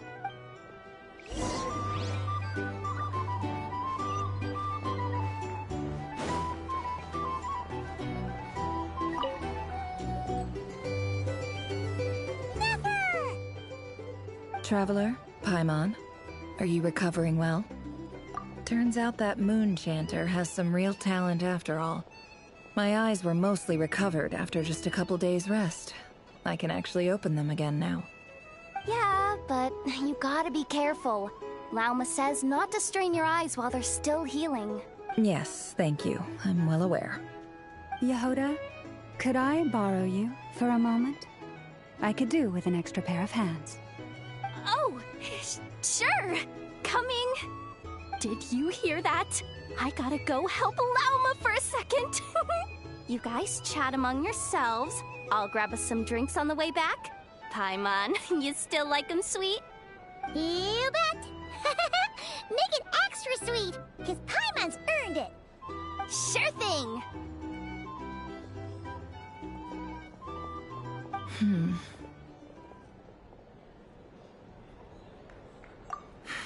The Raker of Solnari. Kind of a snake, don't you think? No, definitely a snake. A poisonous one who spewed his venomous hatred everywhere. Anyone who seeks revenge out of hatred for other people has become a snake. That's something my dad used to say. Perhaps. I'm sure it sounds like a very wise and open-hearted perspective to your ears. But me? I think hatred is a perfectly justifiable emotion. What else is left when everything you depended on in life gets stripped away? Something's gotta fuel that drive to keep on living. If you're worried about me, you can nip that in the bud. I'm not someone who gets stuck in the past. It's just... I suddenly feel like I was wrong to call my father a liar. He was just a fool. That's why the Academia turned their back on him, and why the other tribes ganged up on him. Oh, Father. How much better things could have been if you were a skilled liar. Look at the Ibis King.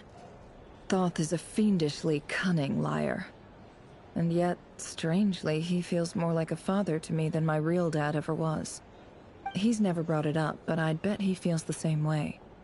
Why else would he give me the power to perceive the truth, while at the same time training me in the art of deception? Well, King Deshret banished him to Aru, which is essentially a prison, and posed 3 questions to him. He promised that he'd have his freedom if he could find the answers. His response was to take on a physical form and approach me, hoping that I could become his envoy and search for one of the answers on his behalf. Did he really think I'd fall for that? He's stuck there. He can't make me return what he gave to me. So that's enough for you to decide he's nice, is it? He's a prisoner, and he was scared. So he decided to perform some good deeds to win people's approval. He lives in fear because he's a deceiver. How is Rerir any different? You can't work as a spy your whole life and expect a happy ending. It's preposterous. Yet I can't say I don't understand it. Liars live in the darkness of their own making. But it's still human nature to want to go on living. They say that a liar's soul is the most worthless thing in the world. What do you think? Good. If you understand that, it means you're smart. And you see things objectively. If you ask me, the soul of a liar really is worth nothing. Because all they care about is themselves. For example, when something good falls into my lap, I don't go sharing the news around. Stops other people trying to steal it from me.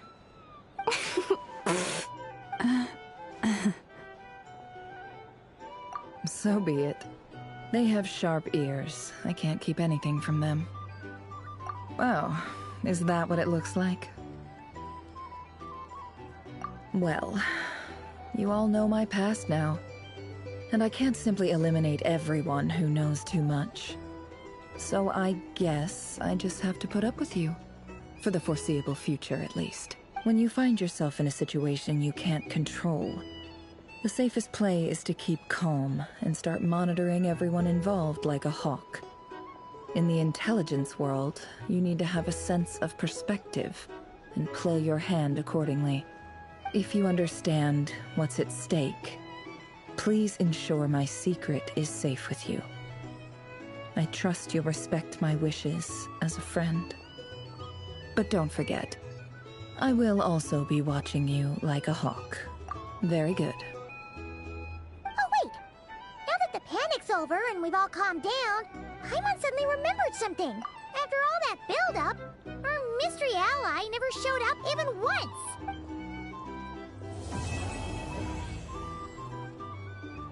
That question? Huh? Am I imagining things?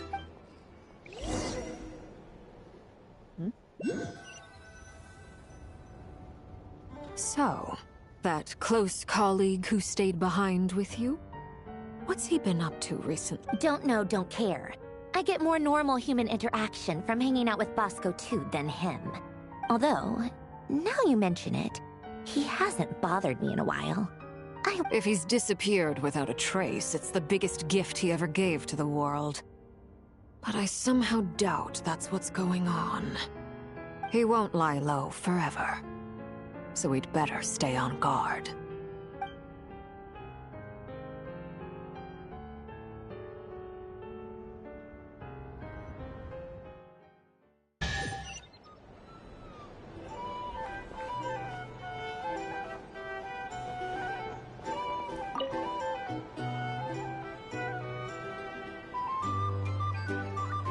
Ah, Lord Sangama Bay. How lovely to see you. I must thank you for the device you provided. It was an enormous help.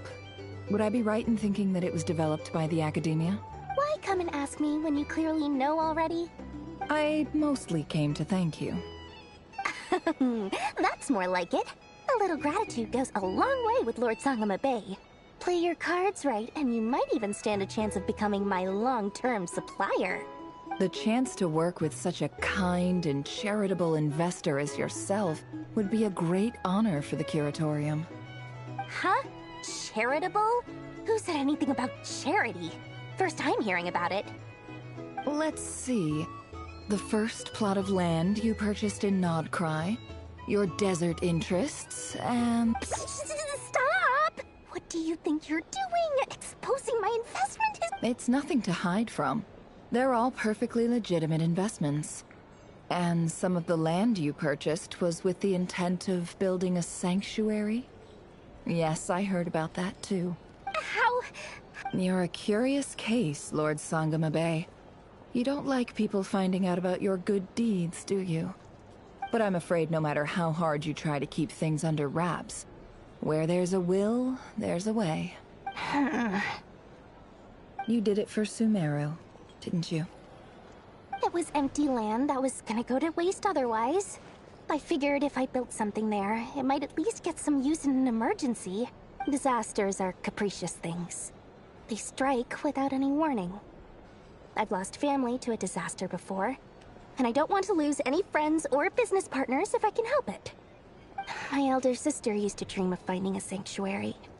Somewhere with plenty of food, water, and medicine.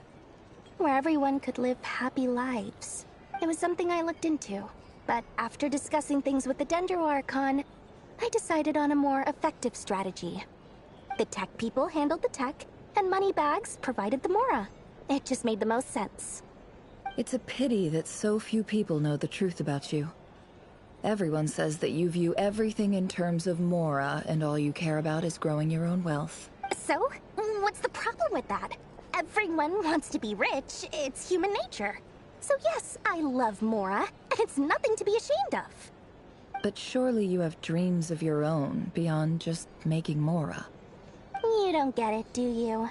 My dream is to invest in other people's dreams. And, you know, make a nice little slice for myself along the way. Just thinking about it makes me happy. That sweet, sweet sound of Mora. Thank you. For the device? And the pendant. Oh, that. I was just returning a favor. Don't worry about it. Seems like we've both been away from home for a very long time. Yeah.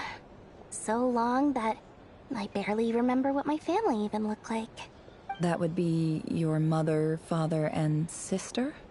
Yeah, though it's been years since my sister passed away. It's not like I want to forget them, obviously, but memory can be even more ruthless than the most calculating business person. Beyond a certain point, if something isn't helping you, it just gets rid of it. My sister can't help me now. Slowly but surely, her face is fading from my mind's eye. It's become a vague impression. Not everything will fade. When loved ones pass away, the beautiful memories are the ones that last the longest. Yeah, that's true. If you ask me, that's the one silver lining in all of it. Well, that, plus, I'm sure that life is much better now than it was back then. Oh, absolutely. I have tons of Mora, a big beautiful house, business is booming, and I'm as happy as can be. You've got a lot going for you too. Boss of the Curatorium of Secrets? I'm sure there's plenty of Mora to be made in that line of work. I appreciate the vote of confidence.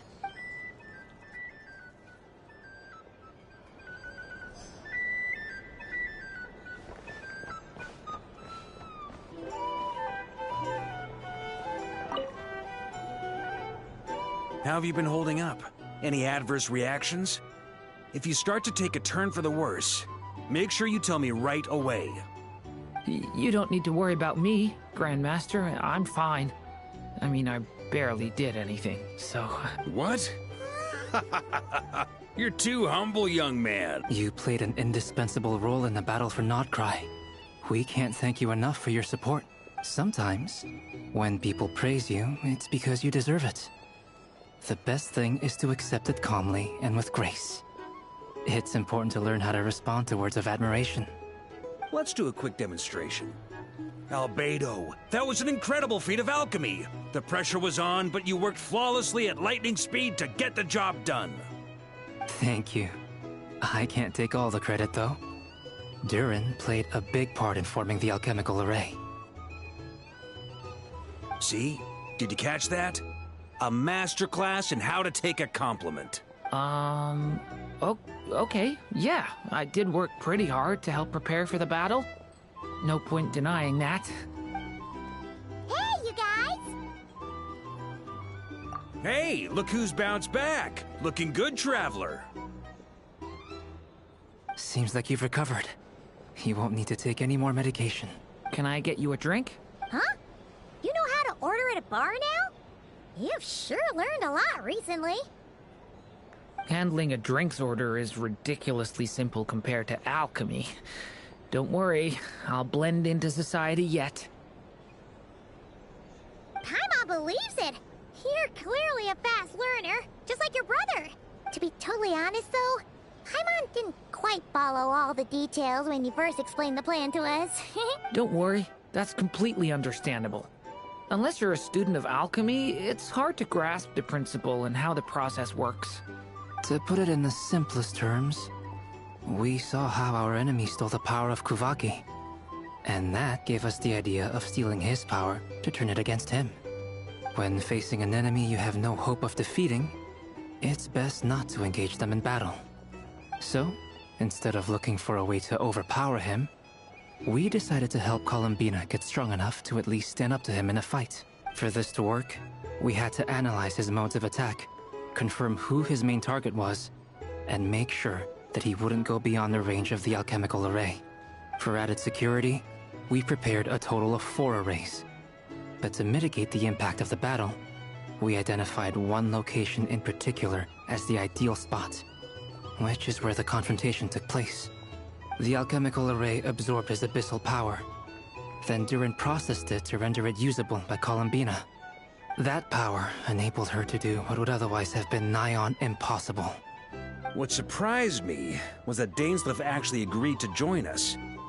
Given his history with Rerir, he had every right to sit this one out. But we're extremely grateful for the decision he made. It must have been a painful choice to make. But I'm sure that making a decision was far better for him than staying in limbo.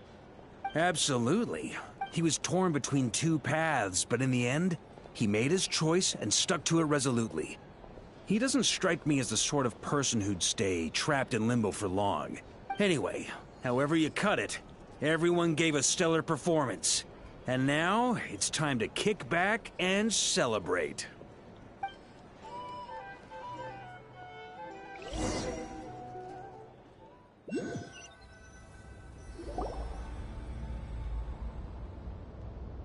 That's the only reason you're here. Yes. I've thought a lot about it.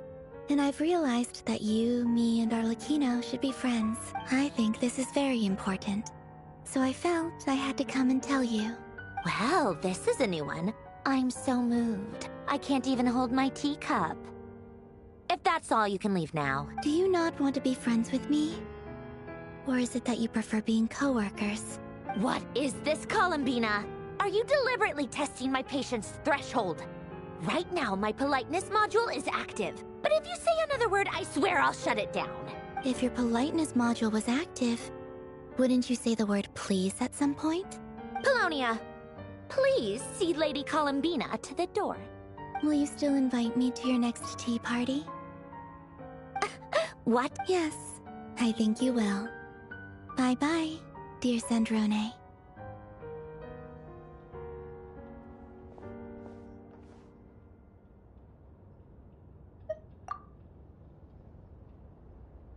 Last time, the Wild Hunt escorted you out.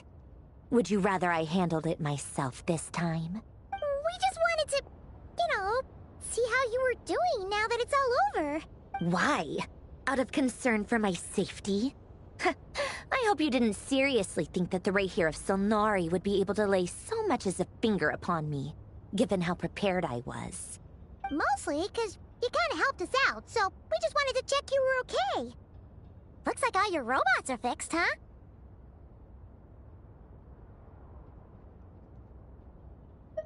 Oh, don't you worry about that. Tea time is already a write-off. the visitor before you managed to kill my appetite. If you're in the mood for tea, go ahead and help yourself. Otherwise, it's going to waste. My coasters are still missing in action, though.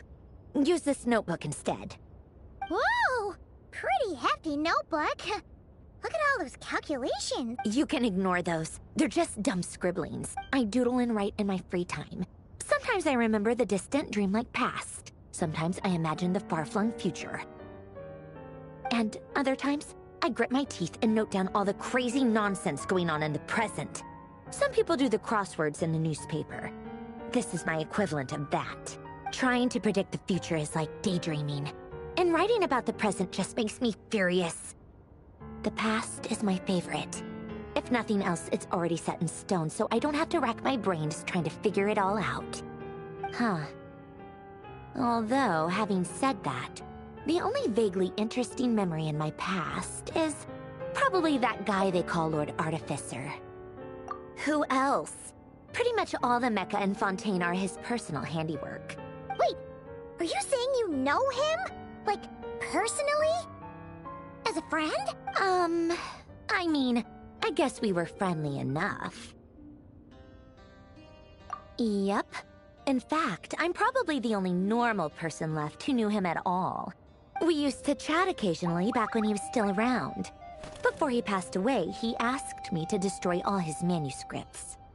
I honored his request, but I did read through everything first before destroying them. I mean, I couldn't let the genius of Lord Artificer Alain Guillotin disappear like that. Would have been such a waste. So, that's where the formulas in your notebook are from? I just told you. Those are my equivalent of crossword puzzles. They're just dumb formulas that I solve for fun when I'm bored. Alain's work was like epic poetry. The formulas in my notebook are just silly little riddles in comparison. Not that there's anything bad about them. I mean, at least, solving those riddles isn't going to hurt anyone. Except me, 'cause I lose a few brain cells in the process. Anyway, while we're on the topic, I might as well tell you about what happened to him and his friends. Alain Guillotin had two close buddies, Renee and Jacob. They spent their childhood years together in the Narzissenkreuz Institute. They were all quite competitive, so there was some rivalry between them. But it was a friendly rivalry. But beneath the friendship and the rivalry ran something deeper, a sense of nostalgia for the past. Unfortunately, childhood would end. The prophecy would come true. The apocalypse would arrive, and the future would never be. A mad dream that would normally only capture the minds of lunatics began to take root in their hearts. A dream of saving the world. And if Renee and Alain had been people of lesser wits, that dream would probably have ended up as something for them to joke about in their older years. But alas, they were some of the sharpest minds around. They nurtured that dream with the full power of their intellect, and it grew into something that ate away at their souls. The first of them to fall under its spell was Renee.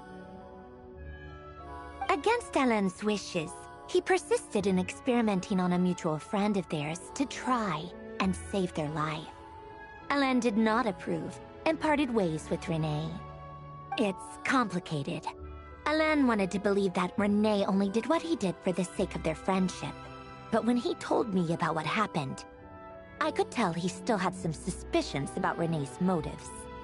Perhaps the seed that would grow into a nightmare had already sprouted in Renee's mind. Even then, the next time they met, Renee's soul had been completely engulfed by the dream of salvation. His futile attempt to change the tide of fate only resulted in a wave that swallowed up the world, even before the apocalypse came. And although that wave died down eventually, I hear that it just recently came back with a vengeance. As I understand, Renee wanted to live out his dream of salvation once more. But I'm told that the attempted resurgence finally died out for good. At long last, Renee awoke from his deluded dream. Though of course by then it was far too late. What do you think of Renee? Do you admire his transcendent genius? His view that any price was worth paying to achieve the lofty goal of saving the world? Or do you despise him? Dismiss him as an evil madman who wrought havoc on the lives of everyone around him, as he... Same difference, really. Just a matter of perspective. What a cop-out. But I suspect you'd have a more incisive and insightful answer if we dug into it further. I don't like fanatics who give up their whole lives for their ideology. Nor do I like fools who let their delusions take control. Maybe I could understand if Renee had just been an ordinary person. But he had a sage-like intellect. And still managed to get himself lost in a labyrinth of his own desires. Anyway, that's enough about Renee. Now, moving on to Alain Guillotin, the Lord Artificer. He managed to put a stop to the first storm whipped up by Renee. But after that, Alain lost his friends and family. To his credit, I suppose, the loss of his family and friends was purely a tragic accident. It's not like Alain sacrificed them for his cause or anything.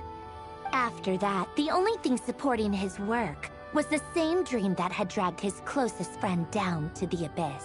But although the desire to save Fontaine drove him to found the Fontaine Research Institute, Alain continued to reject any form of transcendental knowledge or power.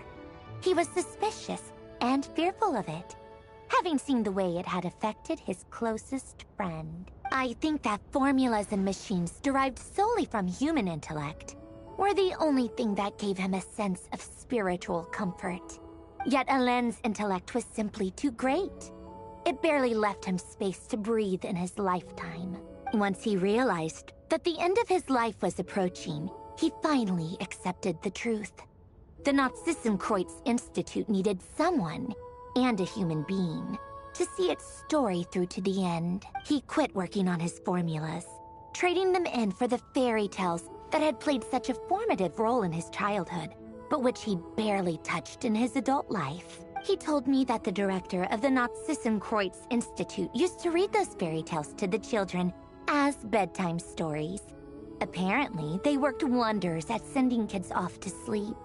I think that all he wanted at that time in his life was to be able to sleep deeply without being plagued by depression. By that point, nothing else really mattered. At the very end, he laid down to rest in the ruins of the former Nazissenkreuz Institute orphanage, while the Fontaine Research Institute he had founded continued tirelessly with its work. Many years after that, tensions over competing dreams would once again cause a rift, this time between members of the Fontaine Research Institute. But the actions of those fools had nothing at all to do with Alain. And that is the story of two people from the Nazissenkreuz Institute who both wanted to save the world. One went all in on his fantasy of salvation without ever looking back, and ended up calmly sinking to the bottom of the deepest sea. The other sought desperately to burn bright in his life, even though he wasn't sure where he was going. I do sometimes wonder, why is it that people like them have such grand hopes of saving the world? Even the grandest tree starts as a tiny seed. So perhaps, for each of them, their mission to save the world began with a very simple desire: to save themselves. They were young children with friends and family who mattered to them, desires to explore the meaning of life, ambitions to have a successful career. They didn't want to see all of that taken away in one fell swoop.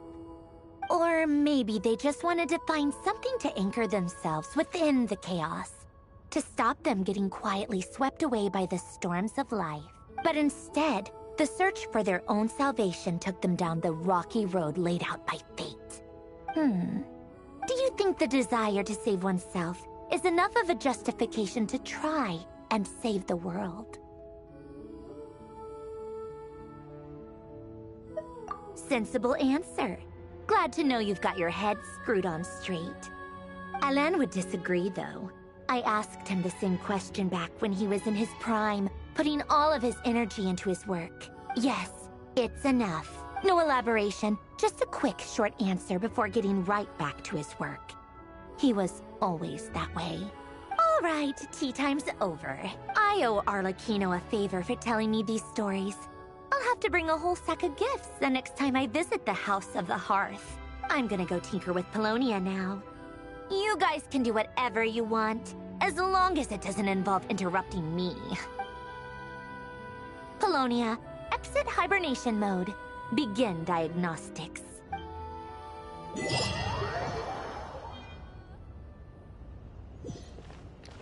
Okay, that's completed. Well, then that's the last of the quest. Yep. Keep walking that way. Yeah. So the only other so.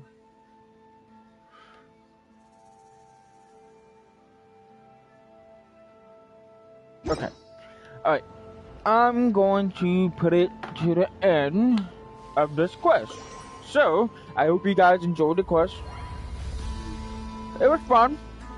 It was scary. And I didn't imagine to predict like this.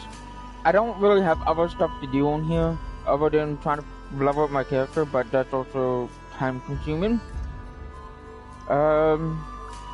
I hope Genshin do get another type of outcome quest. I hope they'll make it a little bit longer, which is cool, but it's fine.